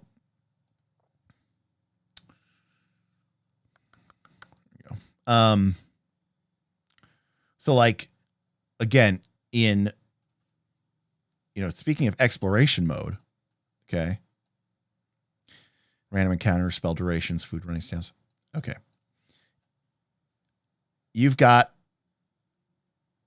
a dungeon room here. Okay. Door here. Door here. Door here. We're going to make this really, really simple. Then you have more or less 120 feet of corridor. And then it ends in another door, which leads to a room. Okay. Your group enters. Okay. Your PC group enters. They fight a number of skeletons in the chamber. Okay. The combat is over. They look around the chamber to see if there's any hidden doors or secrets. They examine a few things. Maybe there's some sort of weird altar or something like that. They then make their way to the door. They listen at it. They check it for traps if they've got a thief. They then proceed down the 120 feet of hallway to another door and then enter it. And then they have another fight. Again, this is a very basic scenario. Now, in Pathfinder 2, how long would that take? Well, the answer, and this is where things get a little bit weird. And I cannot stress this enough. In a pure sense, in Pathfinder 2, this fight would take something like 30 seconds. And then, which is about, 5 rounds.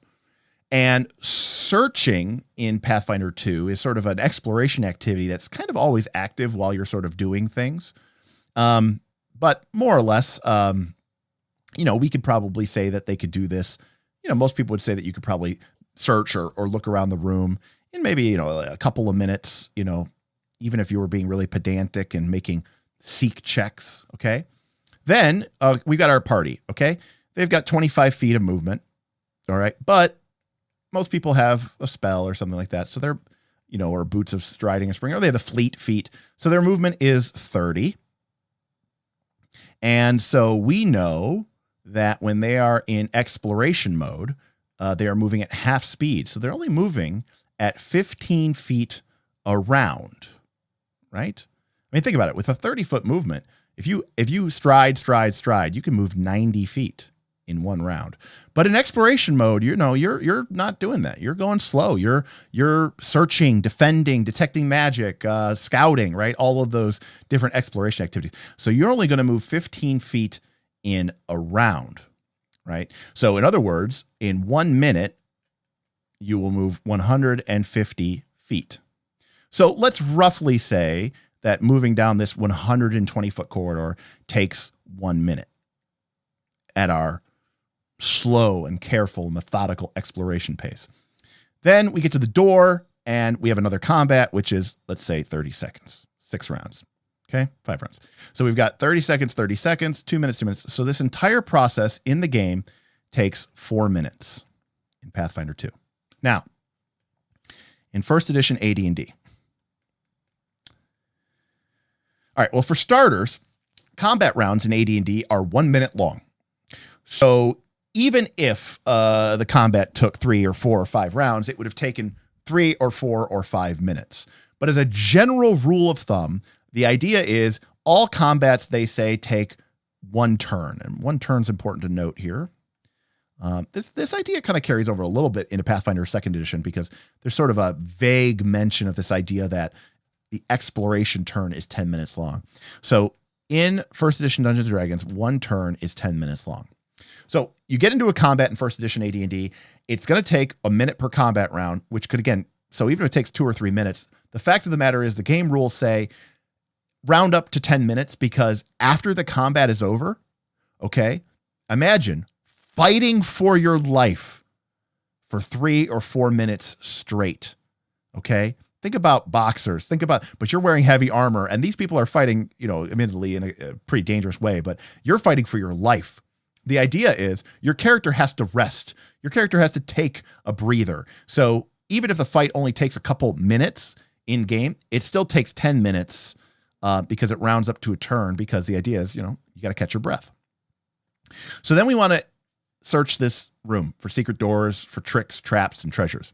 Well, for a room this size, the AD&D Dungeon Master Guide tells us that this is going to take anywhere from between 2 to 3 turns. So let's just say we'll be generous and we'll say it takes 20 minutes to do a complete and thorough search of this chamber, okay? Including the door and the secret, and any potential traps that are there. Then our group begins making their way down the corridor. Now, AD&D 2nd edition, your character's movement is 120 feet per minute. But of course, this can be reduced if your characters are wearing armor and the like. And in fact, 90 feet per minute and even 60 feet per minute is pretty usual. You could think of this as time per round. Oh, but wait, we're exploring. We're going slow. We're mapping. At any minute, something could leap out of the darkness and kill us, or a dangerous trap. Guess what? When you're in exploration mode, okay, let's say that we've got a couple characters in our party who are heavily armored and we don't want to leave them behind. So we're all going to move at this 60 feet. But guess what?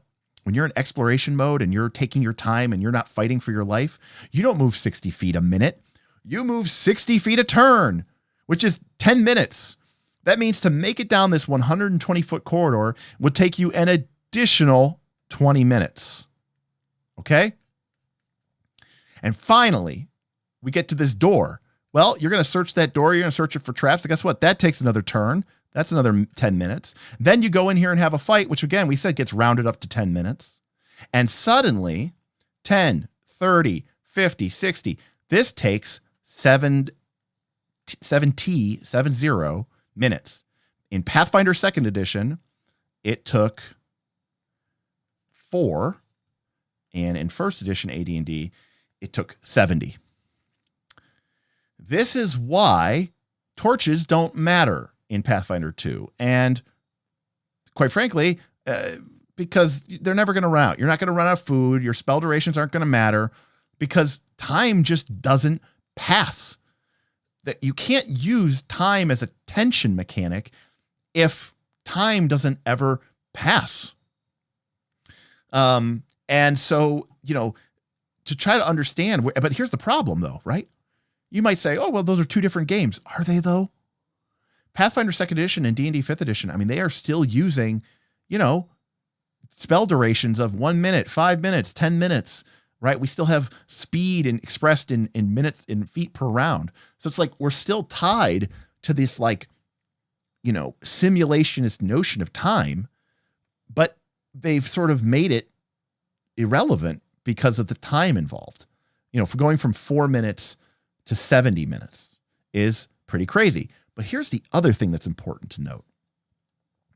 In that 70 minutes in the first edition AD&D dungeon, right? you might have generated a random encounter and monsters may have attacked your party. Your characters probably went through 3 to 4 torches, okay, as a group, right? Because you might have a couple different torches going, right? Some of your spells, which last like an hour per level. Well, maybe your characters are level 3, so you've got 180 minutes of spell duration, and now you're down to 110. Slowly but surely, your characters are being depleted of their resources. And there's no treat wounds. So when you're, your character who has, 45 hit points, when they took, 10 damage in that last fight, that's not coming back. And there's no trivial cure light wounds wand spam. Healing spells and healing potions are a very rare and precious commodity. Certainly having access to magic makes you already basically an all-star in the concept of the game world. But the fact of the matter is time is tension in this game. And the way that it is structured in Pathfinder 2nd Edition, I'm not sure that it is. And I don't think that that's a bad thing. And this is something I think a lot of people who are, especially people who are new to this channel, don't understand. I don't have a problem with Pathfinder 2 being more like a, I don't know, like a movie with Dwayne Johnson, right? Or John Cena. It's an Fast and the Furious film. It's an action flick, right? These characters are kicking in the door, guns blazing, they're not exploring dangerous locations and, peering through ancient libraries. They're action movie stars. And the game leans towards that. I don't know how to tell you that, but it does. And everything in the game is pointing towards that. But this is where the game throws this extremely weird curveball at us.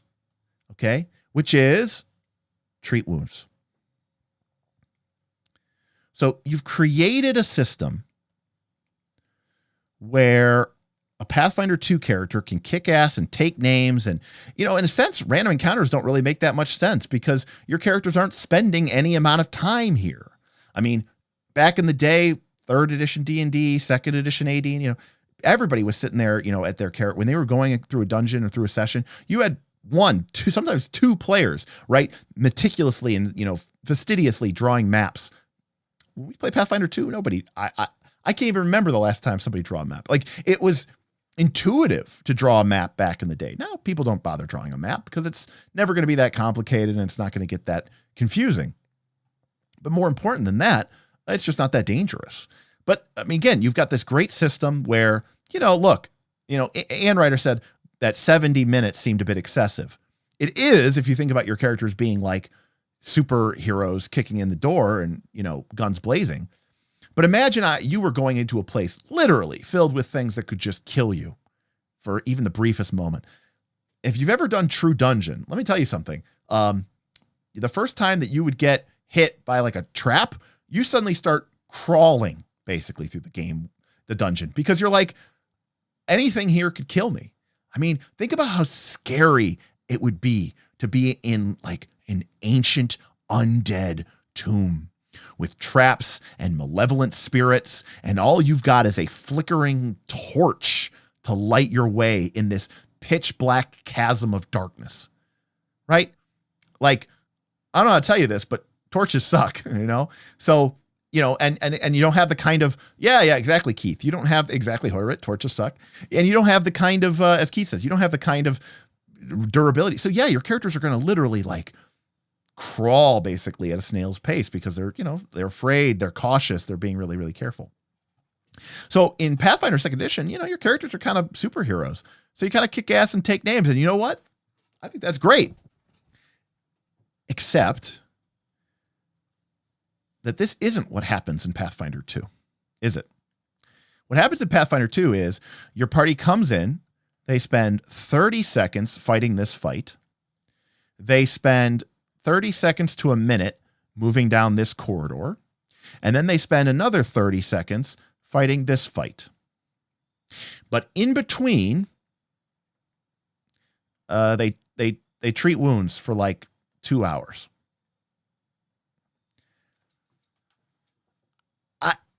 I just don't get it. I don't get it.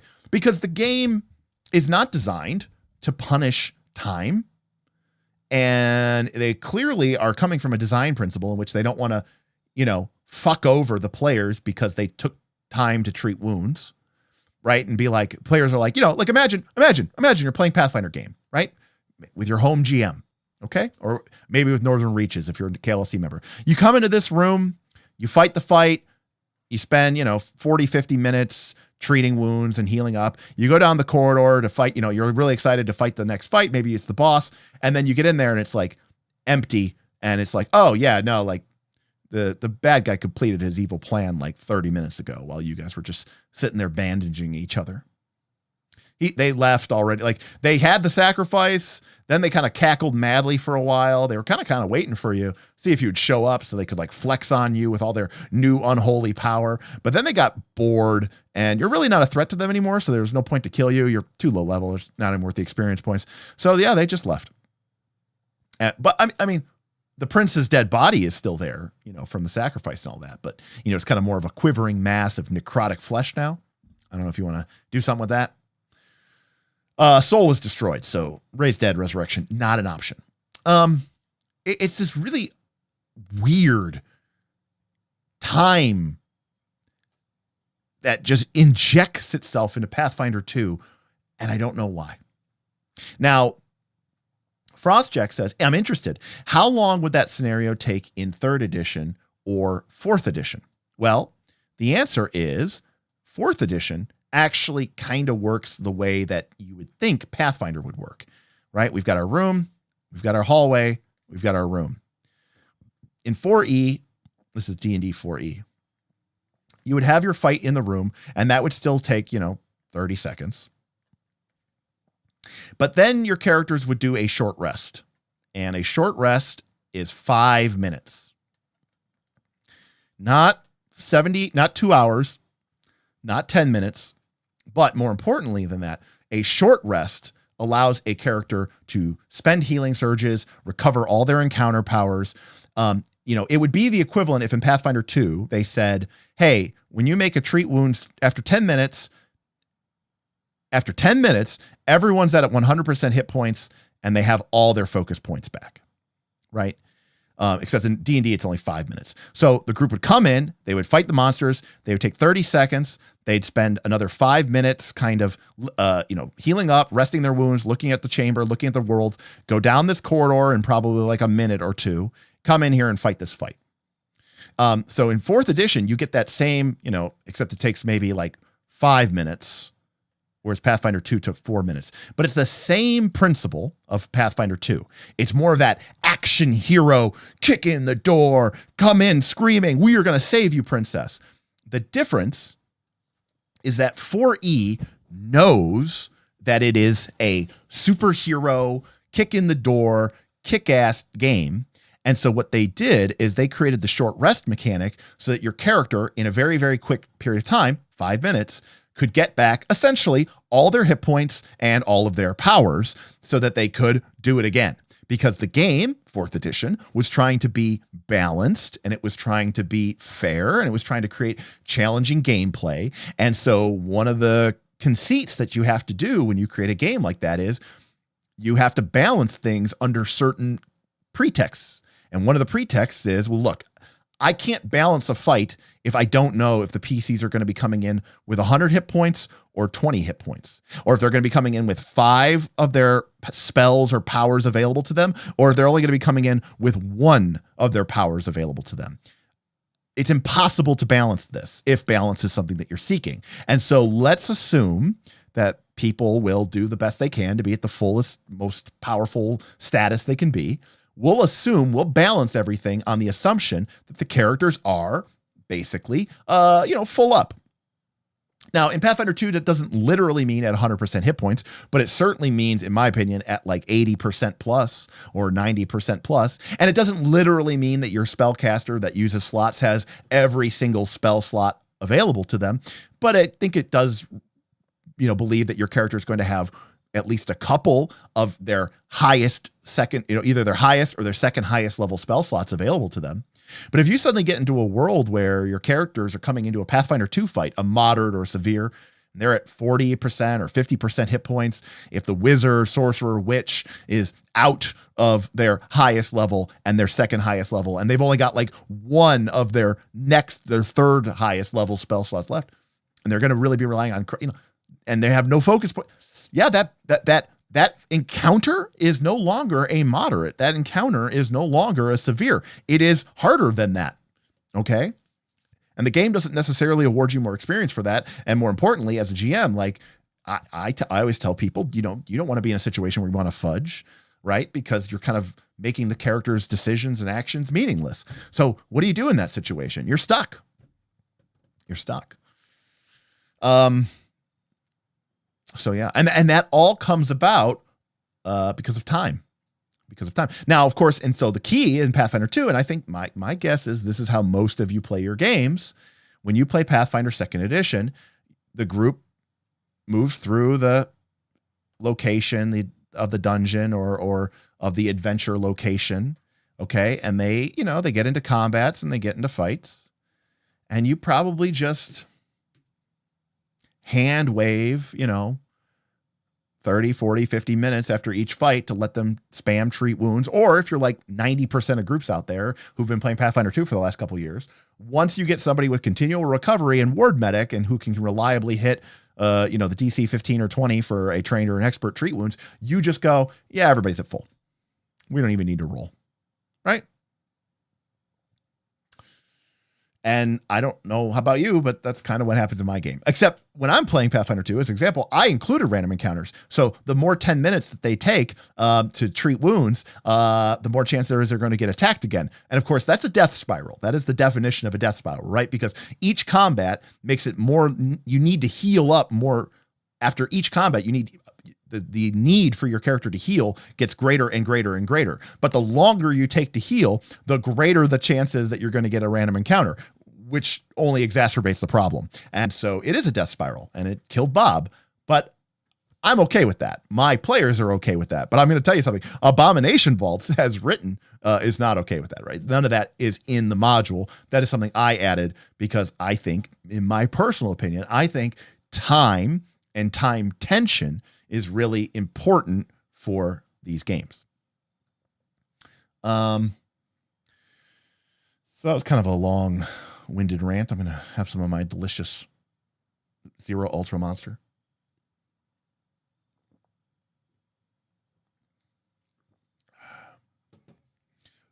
Am I crazy or what do some of you think here? Ryland says GMs need to communicate when time is essential, so this doesn't happen. Yeah, but it's one of those weird situations where it's like, how essential do you make? How essential is the time? The ritual is going to be happening any minute, so we don't have time to treat wounds and heal up. Well, I mean, not like literally this minute, but like sometime in the next 3 to 4 hours. It's a very tough thing to sort of manage. Anime's mom, how do you feel like this situation would play out if people were doing stamina mode as opposed to the regular one? Well, Anime's mom, if you watched Rise of the Rune Lords, our actual play of it, I used the stamina rule.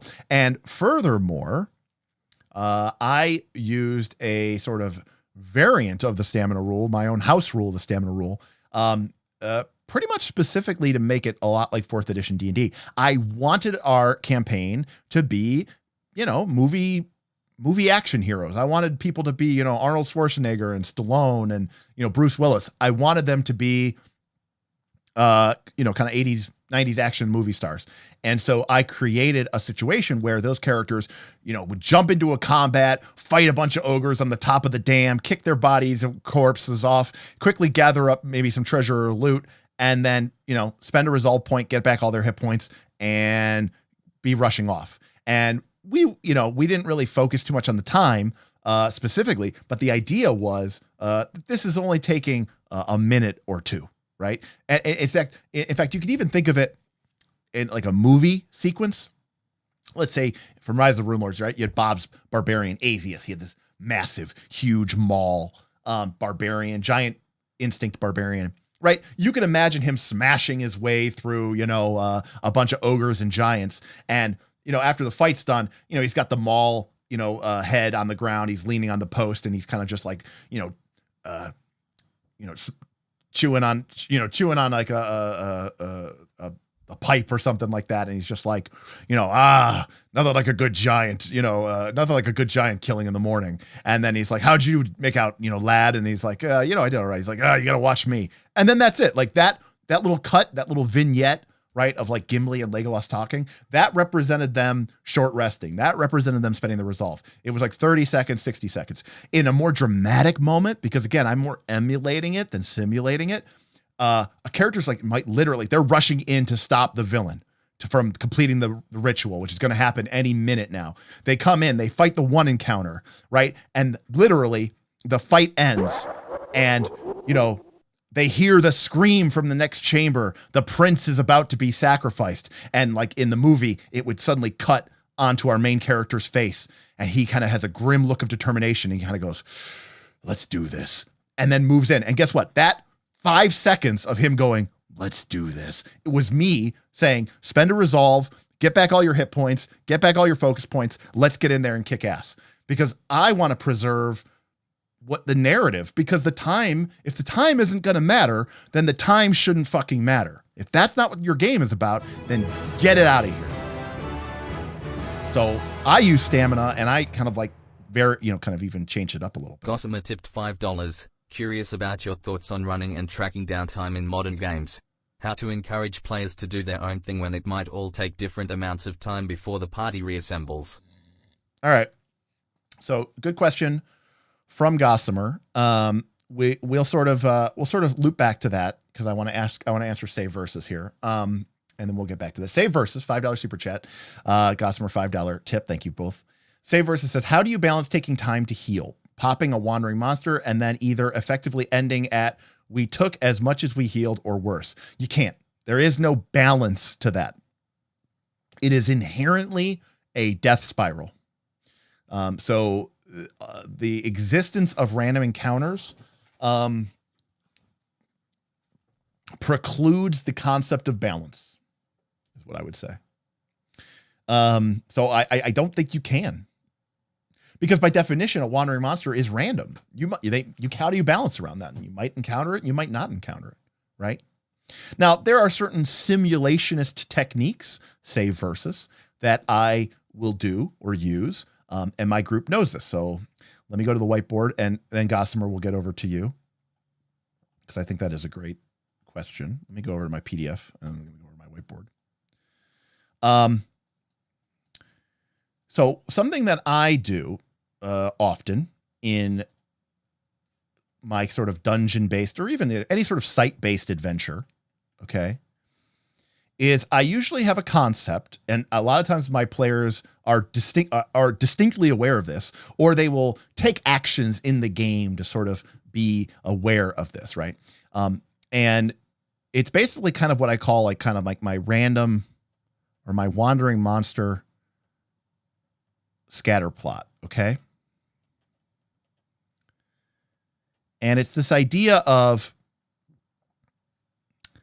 like, how dangerous is this area or location? Okay. And then there's this idea of how busy or crowded is this area. Okay.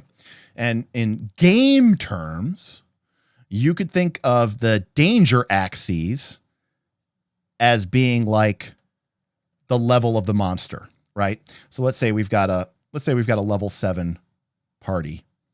Okay. This might be a severe encounter, and this might be a low encounter. Okay. So this is kind of understanding how dangerous is this area right now. The other one is how busy or how crowded it is. And what that means in game mechanics terms is low chance of an encounter, high chance of an encounter. And what this means is that if my group perceives that they are an area that, because of my context clues, them paying attention, them asking questions, them making checks, if they perceive that this area might be dangerous and, full of roaming spectral undead, they are inherently going to spend less time there, or try to be more cautious there, or try to avoid the area entirely if they're weak, because they know it's going to be severe. Similarly, they are unlikely to waste time in an area that I might describe as the main boulevard through the dungeon, right? The main area from the entrance. This area is obviously highly trafficked and is likely to generate random encounters. Whereas if they are off in the cut, I might say, and if the group makes their way to a very secluded and shady place, then when I roll my random encounter, which obviously I'm going to roll out in front of them, and I mean, in the past, I used to use D percentages, but what I've been doing in Pathfinder 2, because it's Pathfinder 2, is I just do a flat check, right?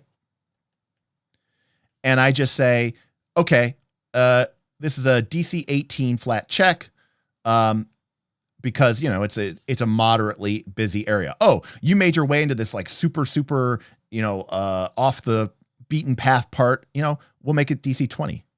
And they know that I'm only going to get a random encounter on 20. On the other hand, if it's really crowded or busy and that I make my first check and they see, I go, okay, this first check's DC 14, and I roll it after 10 minutes, they go, we probably shouldn't stay here, right? This area isn't safe. We need to get moving. And so not only does this affect their play and their play patterns, but it also gives them something that they can change. For example, my players know that if they go into an area of the dungeon or the abomination vaults and they end up, they kill this monster, they kill this monster, they have a random encounter, which they kill, and then they explore this empty room and this empty room and this empty room. I might just say, hey, you know what? Temporarily, this place is basically completely empty. You've exhausted all of the, you killed all the monsters here. The one random monster that kind of stumbled in, you killed. Like for the next, time being, there might not be any random encounter checks. So the party feels like rewarded with not having to make these pain in the ass checks because of what they did and because of the actions that they took. I've also seen instances in games where I've played where players have used, illusions or even sometimes, they'll use diplomacy or outright bribery. I remember one dungeon where the group was there to like ostensibly do something. They were fighting something. I don't know if they were like constructs or they were undead, but there was like this orc tribe or something that kept bothering them. And, they kept killing the orcs. So the orcs weren't really, in a position to refuse their offer. But the PCs basically were like, look, can we just bribe these orcs into leaving us alone? We're like, look, we could just come in here and kill you all. Okay. But we'd rather you just take our gold and leave us alone. And I was like, yeah, okay, that's a good reason. And basically I removed the orc encounter, the goblin encounter from the random encounter chart. And in fact, the other cool thing, again, we're like 7 layers off topic deep. A lot of times my players will know what my random encounter chart will look like, right? Like it'll be like, something like, something like this, and I'm just making this quick and dirty. And they will understand that this is a very, very, this is what my chart looks like, but they don't know what these results are yet. But as they start to, explore a region or start to track, or they start to make skill checks, or they start to cast scrying spells, or they encounter monsters, I will basically kind of like let them know, and they start to fill in. Oh, okay. 11 through 20 is goblins. Okay. 21 through 30 is goblins plus wargs. Okay.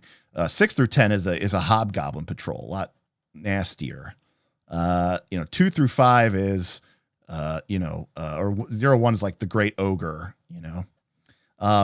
and the party, there might be gaps and stuff like that. And they understand fundamentally, like the more common stuff is right here in the middle. And then the rare stuff here is at the end. But a lot of times they'll have that chart. But when the party goes in and maybe they kill all the goblins and they wipe out the hobgoblins in brutal warfare, or maybe,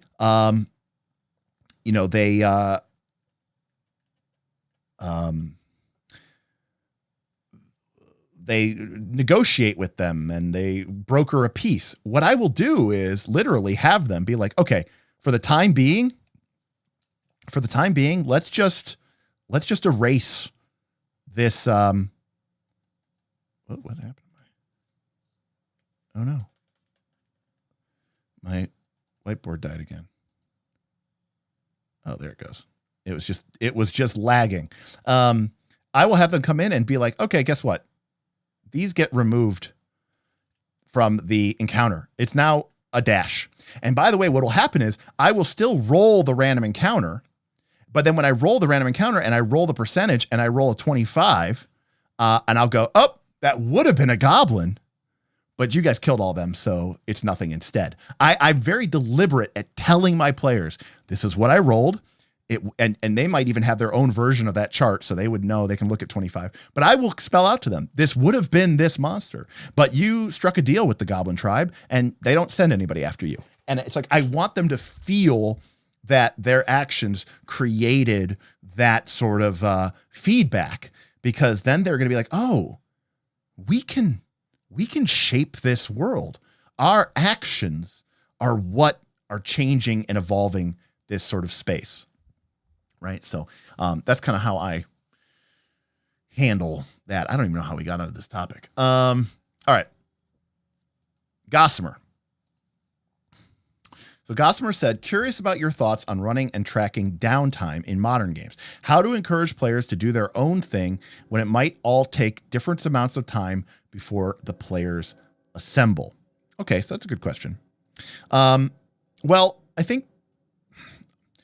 answer is, you got to have compelling, for downtime. You got to have, I think, for modern games, for any downtime, you have to have compelling options. The question is, do modern games truly have compelling options for downtime?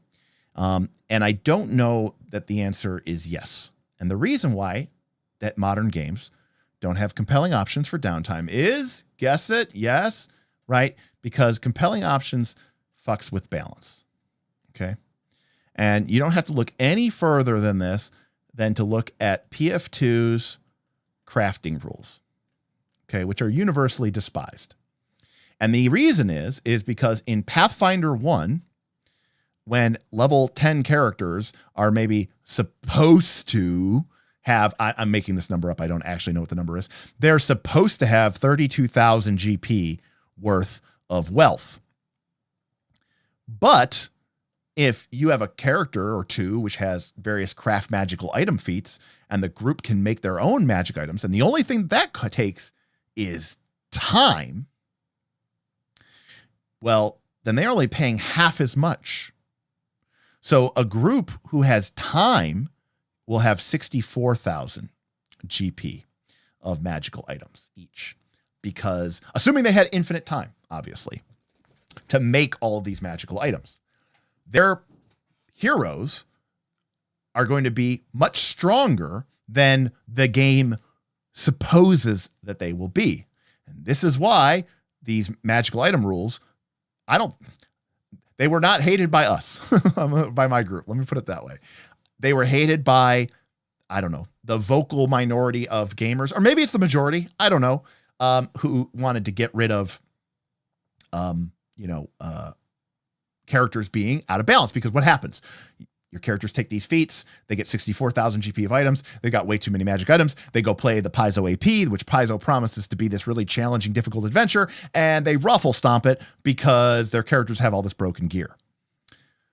So now in Pathfinder 2 Craft, that's Pathfinder 1, in Pathfinder 2 Craft, you could either buy a new magical item for 5,000 gold, or you could spend like 75 days which would earn you 5,000 gold to save 5,000 gold. So it basically does nothing. It doesn't actually ever let you sort of get ahead of the curve. And even then, by the way, I'm being generous here. Even if you argue, well, yeah, my character though could work, they could earn income and they might earn money, and I could do that for a long time. They made it such a terrible return on investment that yes, with downtime, your character could make a lot more money in Pathfinder 2. But you would need like months, seasons, years for it to make any sort of real meaningful difference. And the fact of the matter is, like, most campaigns aren't going to have that much freedom and that much downtime. So I don't know if that's necessarily what your question is, but you said running and tracking downtime in modern games, how to encourage players to do their own thing when it might all take different amounts of time before the party reassembles. Well, this is why I said you have to come up with a way that the party understands, like, hey, you guys, kicked ass and took names, and the next attack of the orc army isn't going to be for 30 days. So in a sense, you are rewarding them. It would have been, by the way, today, but the group did well. And so they have kind of earned as a reward 30 days of time to do stuff. And, one player might want to spend all 30 days doing one thing, and another player might want to spend 4 days on this and 7 days on this and 8 days on this. So ideally you would have something, a quick and easy and dirty system, aka the downtime system from Blades in the Dark, which is quick, dirty, and easy. But the other thing is you would have these things be, again, compelling options. I'm curious if for people in chat, what your parties in Pathfinder 2 do when, or 5th edition D&D, when they are given weeks of downtime, how does that, factor? What do your players do? I'm curious.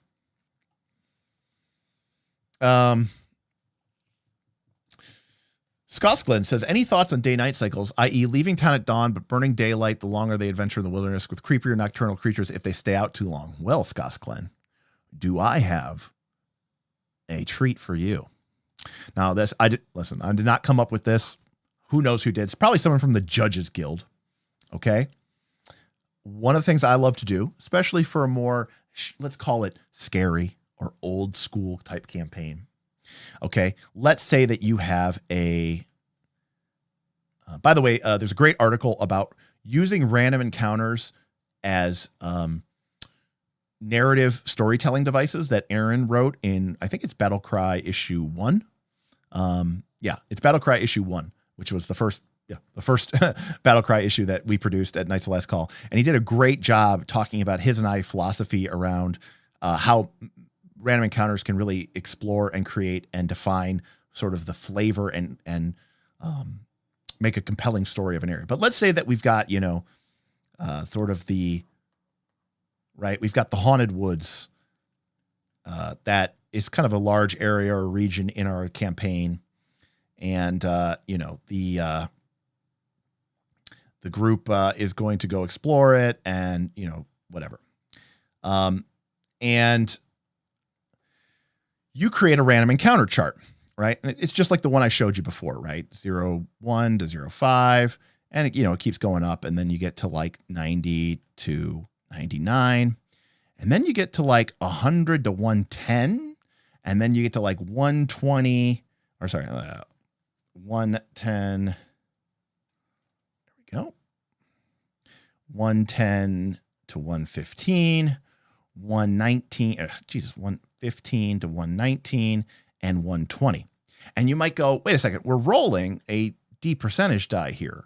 So how would we ever get these?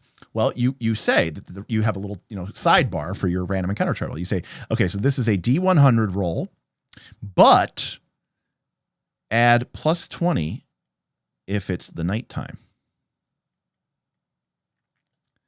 So a couple things happen. Let's say 0-1 to 0-5 is like friendly fey creatures, right? Well, number one, these creatures will only now appear in the daytime, because at nighttime, if you roll a 1, you're not going to get a 1. You're going to get a 21, which means that the friendly fey will never appear at night. Furthermore, these results can only happen at night. I suppose the 100 could happen during the day, but these results are only capable of happening at night.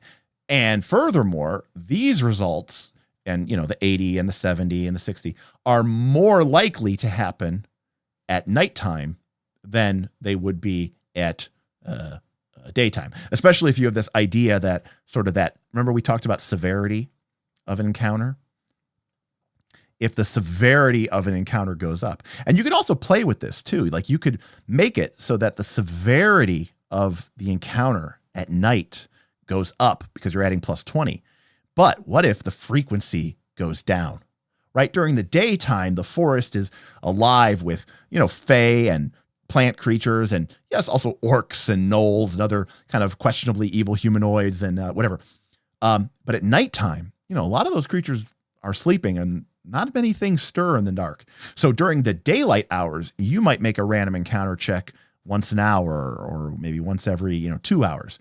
But at nighttime, it's only once every 4 hours, right? So there's kind of like this, it's really quiet, but it's also, you understand that it's like really scary and it's really dangerous. So that is a technique that I've used many, many, many, many times over the years for random encounter tables. And it's a great way of how, and by the way, again, this isn't information it's not information that I just strictly give to the players literally on a plate, and I don't write it all out for them and hand it to them, but I'm also not stingy with it. And I will let them, the first time I roll a random encounter time at night, I'll roll those percentages out in the open and I'll get a 60. And then I'll go, all right, I'm adding 20 because it's nighttime. And so that's actually an 80. And then they go, oh, okay. And then maybe even one of the players goes, wait a second. So if you roll a 90, do you have something on your table that's 110? And I go, oh yeah, I do. Oh yeah, I do. And then they go, oh shit, what the hell could it be? And then it's also a great way. There's a dungeon world mood for a GM move that you can do called, show signs.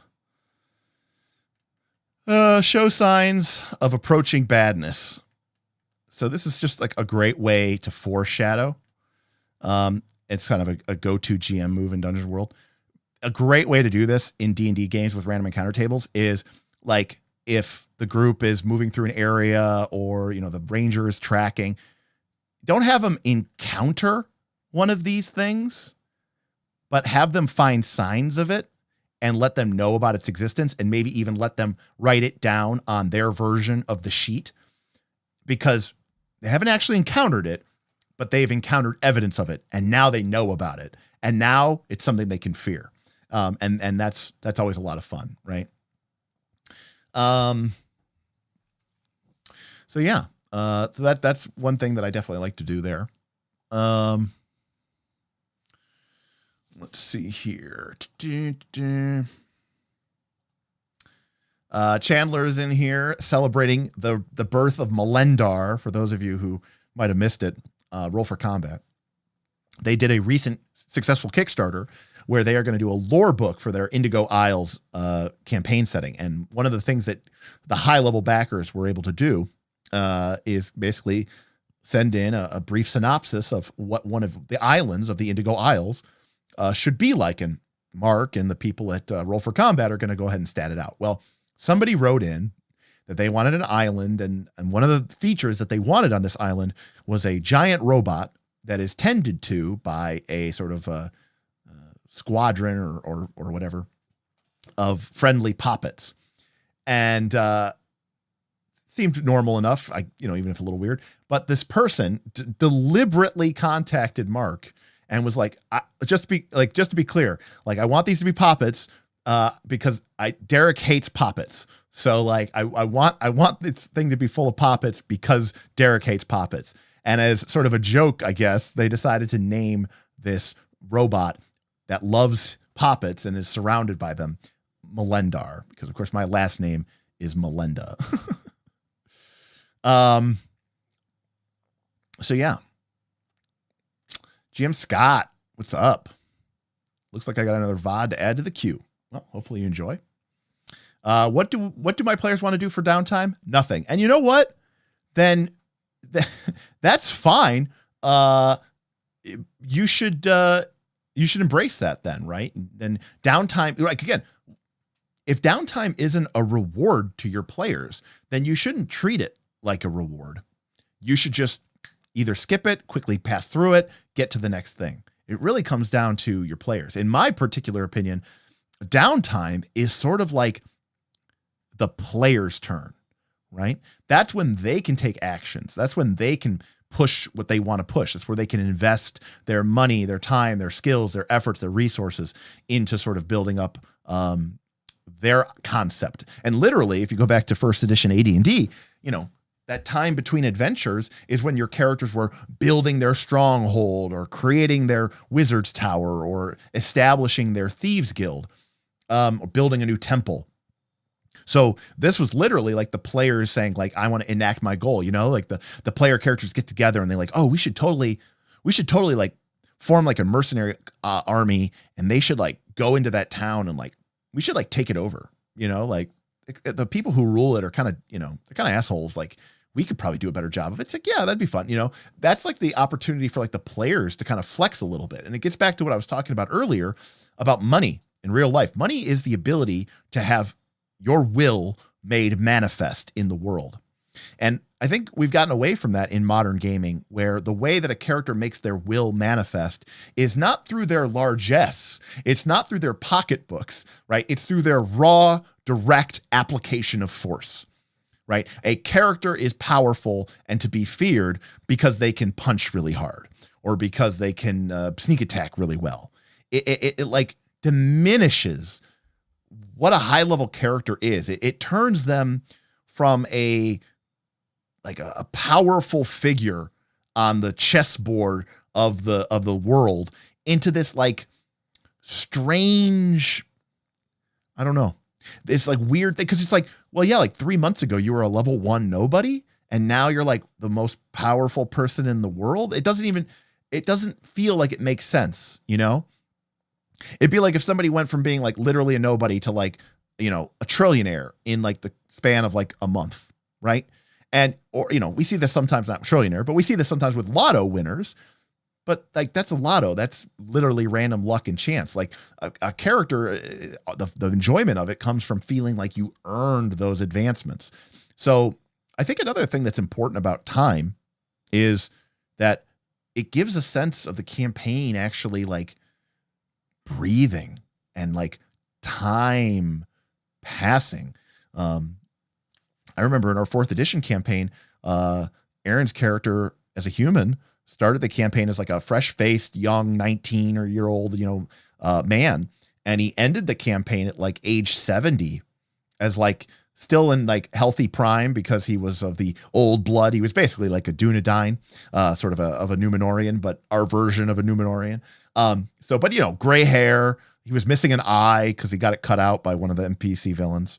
But he was also the king of an entire empire by the end of the campaign. But he was 70, he was old. And so having that sense of time passing, it gave this sort of, gravitas to the campaign. A lot of people I know complained about the end of Game of Thrones for a lot of reasons. But one of the reasons I heard a lot, and it certainly was a reason for me, is how back in the day, like it might take an episode or 2 or 3 to get anywhere, travel. The world felt big and everything seemed far away.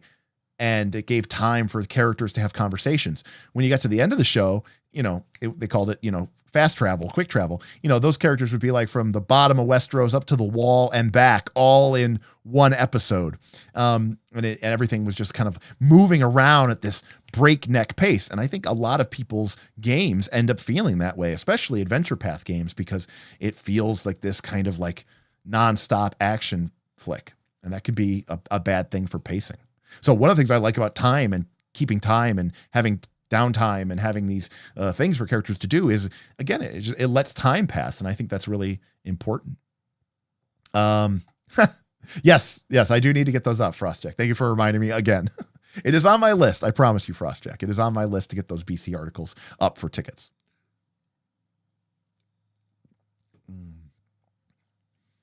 Gurney, welcome. We play a West Marches campaign with 5 in-game days between session. Okay, cool. We use earn income, crafting is written, and alternatively, they can research. And again, the game absolutely gives you tools to do. I personally think that the earn income crafting is just not really that compelling of an option.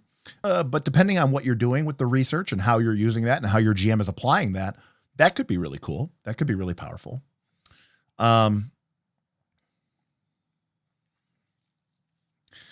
Regarding downtime, I'm designing for ways for my players to interact with the factions during downtime, but they have to balance that with the recovery of resources. Well, you know me, Frostjack. I love the resource mini game, right? I love balancing political favor versus capital versus time, actual physical cash versus time available versus, the loyalty of your crew. And again, I love having players basically be like, look, if you want some of column A, then you got to pay from some of column B or maybe column C. And the player goes, well, what if we did this instead? I go, okay, we could do that. And that would lower the cost if your character was maybe successful with their action. But if they fail with their action, it will cost you some of your political capital from column C. And it's like, oh, gee, okay, there are risks and rewards to all the actions I'm taking in the game. I want to give my AV party Darkest Dungeons-esque in-between adventure town building stuff, but haven't figured out the specifics. That is a fun thing. That's a time-honored twist. I think building up the town is really fun, Jackal Torn Moons. That is something that I love to do. I don't usually do as a game master, but like Aaron, whenever I play in Aaron's games, he's always doing stuff like that where you have to like build up the town and then like you get better access. I mean, Northern Reaches is a lot like that, actually, when you think about it, which is no surprise because that's Aaron. So I think that's really, really awesome. Boothby saying players have goals. Keith, I probably missed your good night, but thanks for hanging out with us and thanks for sharing your stories. I would have happily been talk about your 18 person crew back in high school. I thought that was really cool. So thanks for stopping by. Yes, Boothby, some players have goals. I mean, again, what are we talking about here? What are we even doing here? Time only matters if players have things that they want to do. Because the only thing that limits us is how much time we have available. And that's true in real life. It's true in gaming as well. If nobody wants to do anything, then time will never be important to your campaign. But if your players do want to do things, then you need to figure out a way to use time as both tension and a reward. That when time passes, right, all those, the Drellin's Ferry, do I still have that? No, it's over here. Here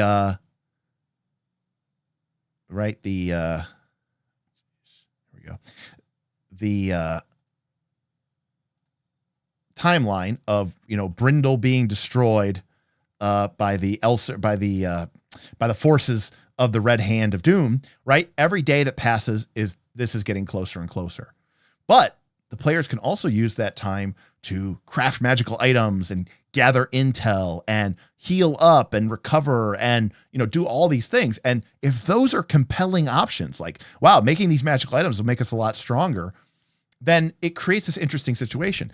I'll give you a great example going back again to this campaign, which I had the opportunity. One of my players was Tim Carpenter, AKA Gwildor, AKA Breck from our Quest for the Frozen Flame game. We love Tim. Tim was a druid, and this was like the first real true Codzilla that we had in 3rd edition. Tim went pretty hardcore on his druid and how powerful he was. But here's the thing. Sure, His character was powerful. He was a beast in combat, literally. But what really made him powerful is a lot of the difficulty with this timeline is that this is just it's a big map.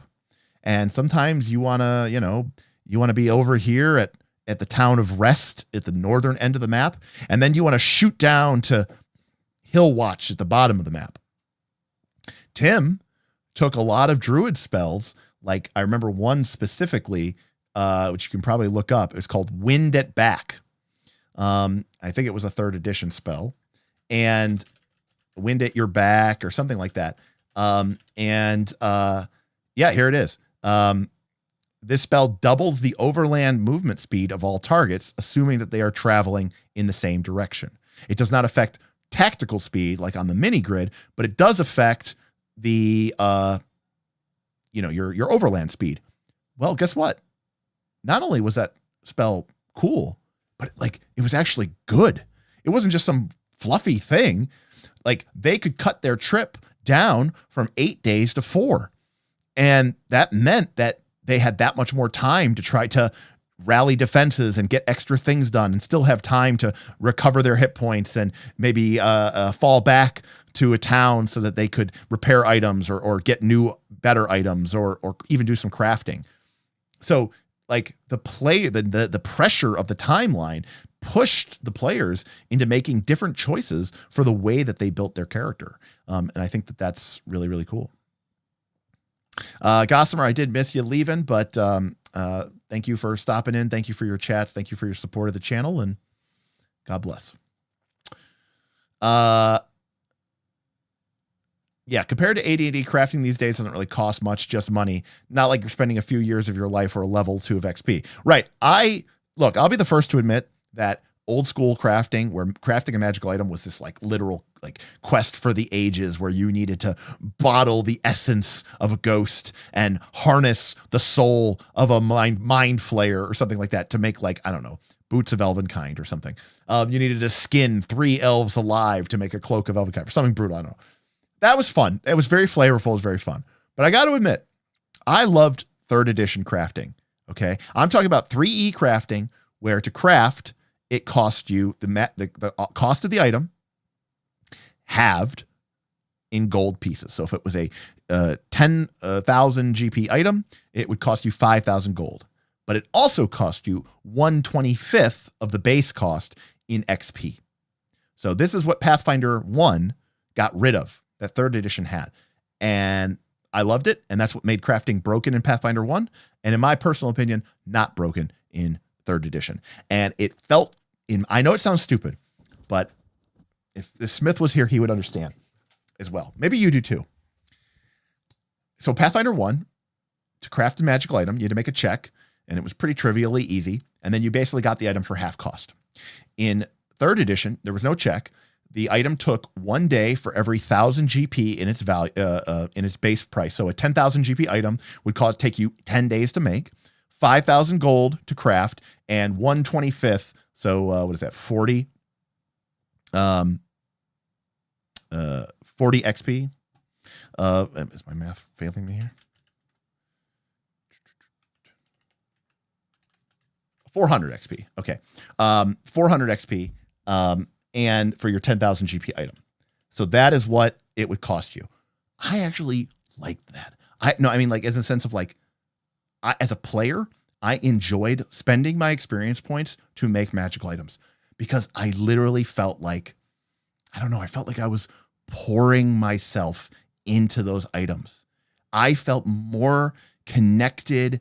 And like when I would make magical items for other people in the party, like it was like I was giving them a gift of my soul or something. Maybe I'm just weird about this, but I absolutely adored 3rd edition crafting, So Rylan asks, did you go down in level? Well, Rylan, there was a catch.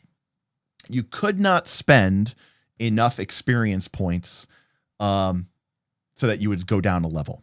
But there were many instances, Rylan, where my character would basically spend all of their XP all the way down to just being above 1 level. And it is 940. So I'm going to end with a fantastic story of item creation gone wrong. This is 3rd edition Dungeons and Dragons. And my character, Derek, I was playing a character named Asinius Balstrom, the High Archmage of the Band of the Burning Hand. Why were we called the Band of the Burning Hand? Because I had some really, really good burning hands at the beginning of the campaign. Anyways, I was a wizard. Asinius was awesome, and he had a ton of crafting feats. He was awesome. I loved spending magical. I would describe how whenever I made someone a magical item, like I made us all matching, cloaks of protection that had like my personal mage sigil on there and had like the sort of fiery emblem around the hem of the cloak that was sort of, I'm making us all look good. But I spent a lot of XP, keeping the party well equipped in items. But I was there a lot or whatever, played a lot. And so finally we got to 11th level, and I'm so excited because 11th level means that I can cast 6th level spells. I finally get some of my really fun, really, really cool and favorite spells and just things that I'm really, really, really excited about. And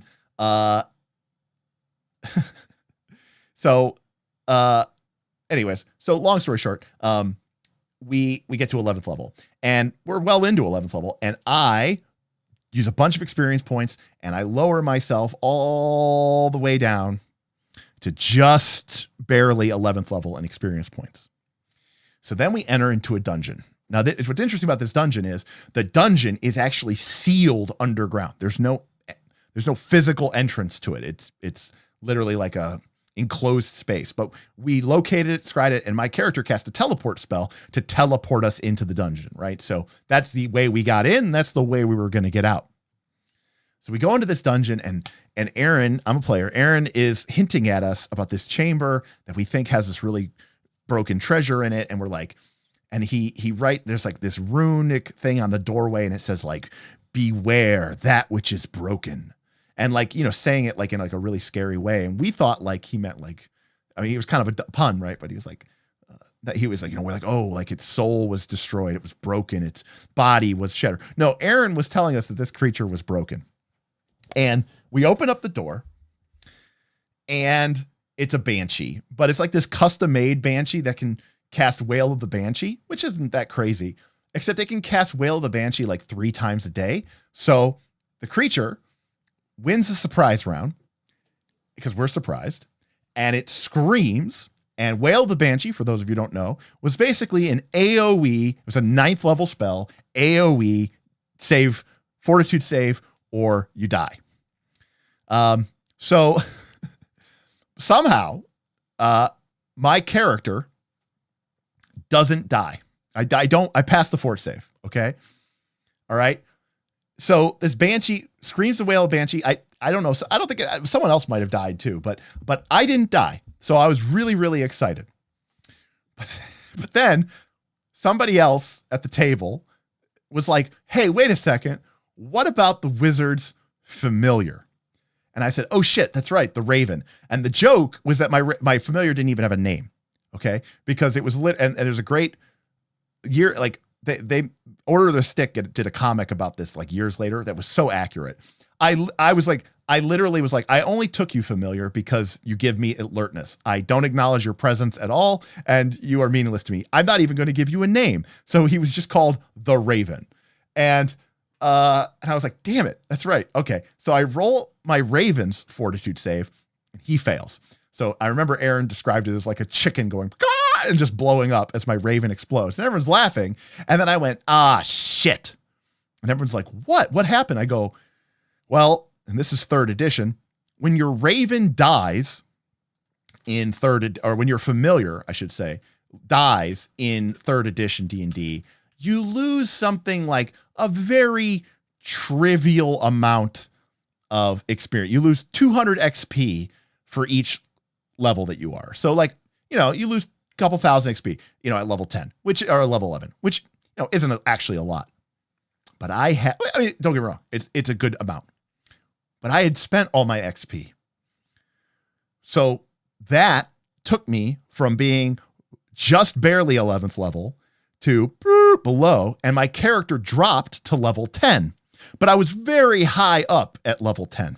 Okay? That was a surprise round. Then we roll initiative. It wins initiative. And it goes first, and Aaron wailed the Banshee again. And this is when we all groaned, because we're like, wait, what? He's like, I don't know, you can do it 3 times a day. And we're like, oh, shit. So it wail of Banshees, and this time I die. But in 3rd edition D&D, even if you get brought back or raised dead, you lose a level of experience. In fact, you drop from whatever level you are currently to the level below, and you're exactly at the halfway point, which meant I was now level 10. I was like on the cusp of level 11. I had only lost a little bit of experience points, but I went all the way down through 10, halfway back down through 9. And so I went from being level 11 to, in less than 1.5 rounds, a surprise round and round, I went from that to that to that to dead. And when I would get brought back, eventually I would be level 9. But as GM Scott kind of alluded to, I was dead now. And so they didn't have the ability to raise dead me because I had died because of a death effect, which you can't raise dead. You need a resurrection, and nobody was high enough level. And they were trapped in this dungeon. And so what ended up happening is like the cleric had to spend like 2.5 weeks casting stone shapes to try to tunnel up a shaft to get out. And they survived on like create food and water and hiding in rope trick dimensional pockets. And every day the cleric would just take a bunch of stone shaped spells and have to, dig himself out. And so finally they get back to the surface, and finally they bring me back to life. And I was so excited that I hit level 11. I went out and I spent all my money on a bunch of level 6 scrolls so that I could scribe them into my book. And I just didn't have enough money yet, but I had all these scrolls. And then now I was level 9. So not only was I not casting level 6 spells, I was back to being 2 levels away from casting level 6 spells. It was, yes, Rylan, it was both painful and hilarious. So it was, it was fun times. Now, again, there are 2 types of people out there. There's people who hear that story and think, oh my God, that sounds awful. And then there are people who think that is hilarious and funny. And I'll tell you this, we still talk about that story, and if you get that group of people together that were there, to talk about that, if you get Susan and Tim and Christine and Larry, and we all get together and we talk about that game and that moment and like how funny it was, that, I was getting basically completely shit on, you realize the power of those kind of moments. So, anyways, so that was my fun story of Asinius getting just completely bodied and wrecked by the various XP penalty. Basically, my wizard lost experience points from crafting, lost experience points from his familiar dying, and lost experience points from dying, which is like the 3 ways that you can lose experience points except for undead level loss in 3rd edition DD. And I lost them all in one session, which resulted in my character losing not 1, but 2 levels in one session and dying. So them's the breaks. So we're going to wrap it up. It's 10 o'clock. Thanks everybody for hanging out tonight. Again, I know we were kind of all over the place, about time management. A lot of times these, philosophy streams can kind of wander like that, but, I think that, I hope that we kind of, number one, we kind of put some, context into why time management, why Gary Gygax thought it was so important, and kind of talked about the oddity that like modern day games still pretend to care about time when in reality, they're not really well designed. They don't have any of the structures in place. Now, that could be a good thing or a bad thing, depending on the type of game that you want to have. If you want to have that kind of gritty survival game where every decision matters, then you need to figure out a way to make time important.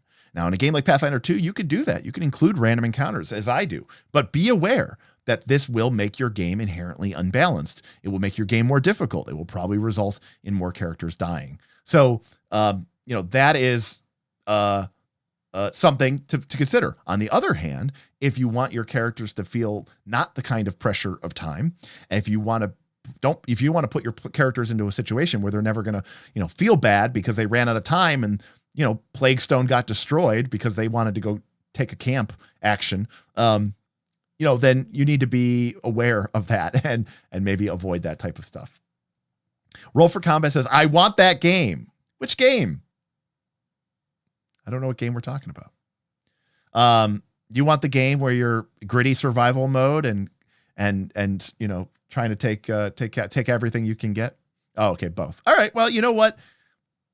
I would say the game that kind of does both the best is, in my personal opinion, 3rd edition D&D. But that is my personal opinion. And while I don't really have any desire to play 3rd edition D&D anytime soon, it is still a fond ex-lover for a very specific reason, because I think that 3E D&D did a great job of being kind of like, you felt like a kind of a badass superhero, but the game also could grind you down until Cure Light Wounds Wand Spam destroyed the game. Let's be clear, that destroyed the game. But that is going to do it for me. Remember, next week I am going to be out. I might do a Tuesday stream if I can make it happen, but I got a lot of stuff to go. I'm going to be going to Vegas. It's my birthday. There's a Magic Fest, Magic the Gathering convention, the World Championships. Trust me, I'm not playing in the World Championships, but the World Championships are happening in Vegas next weekend, which is also my birthday. So not this weekend, but the 23rd and 24th. So it's going to be a lot of fun. A lot of friends and old friends are flying into Vegas. People from my Magic the Gathering grinder days. So it'll be fun to see people and get some great dinners, and hopefully everything's okay. Our hotel got like MGM properties got like really majorly hacked this week, and apparently like there was all sorts of big problems. Oh yeah, we'll be hitting up a really excellent sushi restaurant one night. We've got 2 or 3 steak houses planned, and I think we're also going to a really fancy Italian place. Yeah, I heard Caesars got ransomed, and they paid like millions of dollars in ransom to get back control of their systems. But I think MGM just got completely destroyed. So I hear that a lot of the slot machines are still down. So we're really hoping, and my buddy who's going, he gets a lot of comps. So he's hoping that they can fix the issues. But I mean, they're losing like something like $1 million an hour that these machines are problematic or down. So they're not going to sit there and wait on that. So Boothby is doing his annual gaming retreat with his buds and his friends, and he's got this incredible, amazing extended week planned for. They're going to be playing like 3 or 4 or 5 different game systems, tons of food, hanging out, actions. I'll tell you. And I've had Boothby's cooking before and baking, so I look forward to hearing stories and pictures of your experience, Boothby. But hopefully you enjoy that time. So. Thanks everybody for joining and hanging out tonight. Shout out to all of the supporters who came in tonight and made this awesome. Gossamer, Save Versus, Shadram, Cybersmith, Mr. Blawface, and thank you again to all of our patrons who support us, especially our legends and exalteds. Their sort of premium support really makes a huge difference to us, and our loyal heroes are the sort of the backbone of our Patreon community. And I really appreciate each and every single one of you, from the Squire and Knight all the way up to the Legend. Everybody there is, in my opinion, an all right person. Some of you are more than all right, but all of you are at least all right. No. And if you enjoyed this conversation and you want to be part of the community, if you want to talk with me, you want to talk with some of these fine folks that you've been hanging out with tonight, if you're interested in this kind of conversation and in-depth look at not just Pathfinder 2 or D&D, but pretty much all role-playing games, check us out, patreon.com/nightsoflastcall. We'd love to have you, and we'd love to see you there. So that's going to wrap it up for me, and looks like we've got a Pathfinder 2 Gear and Magic item stream coming soon, and I look forward to kind of getting into that. It'll be fun to get back to Pathfinder 2 and maybe get some actual views on our videos. So until then, I will see you and next time on Knights of Last Call. Good night, everybody. Peace.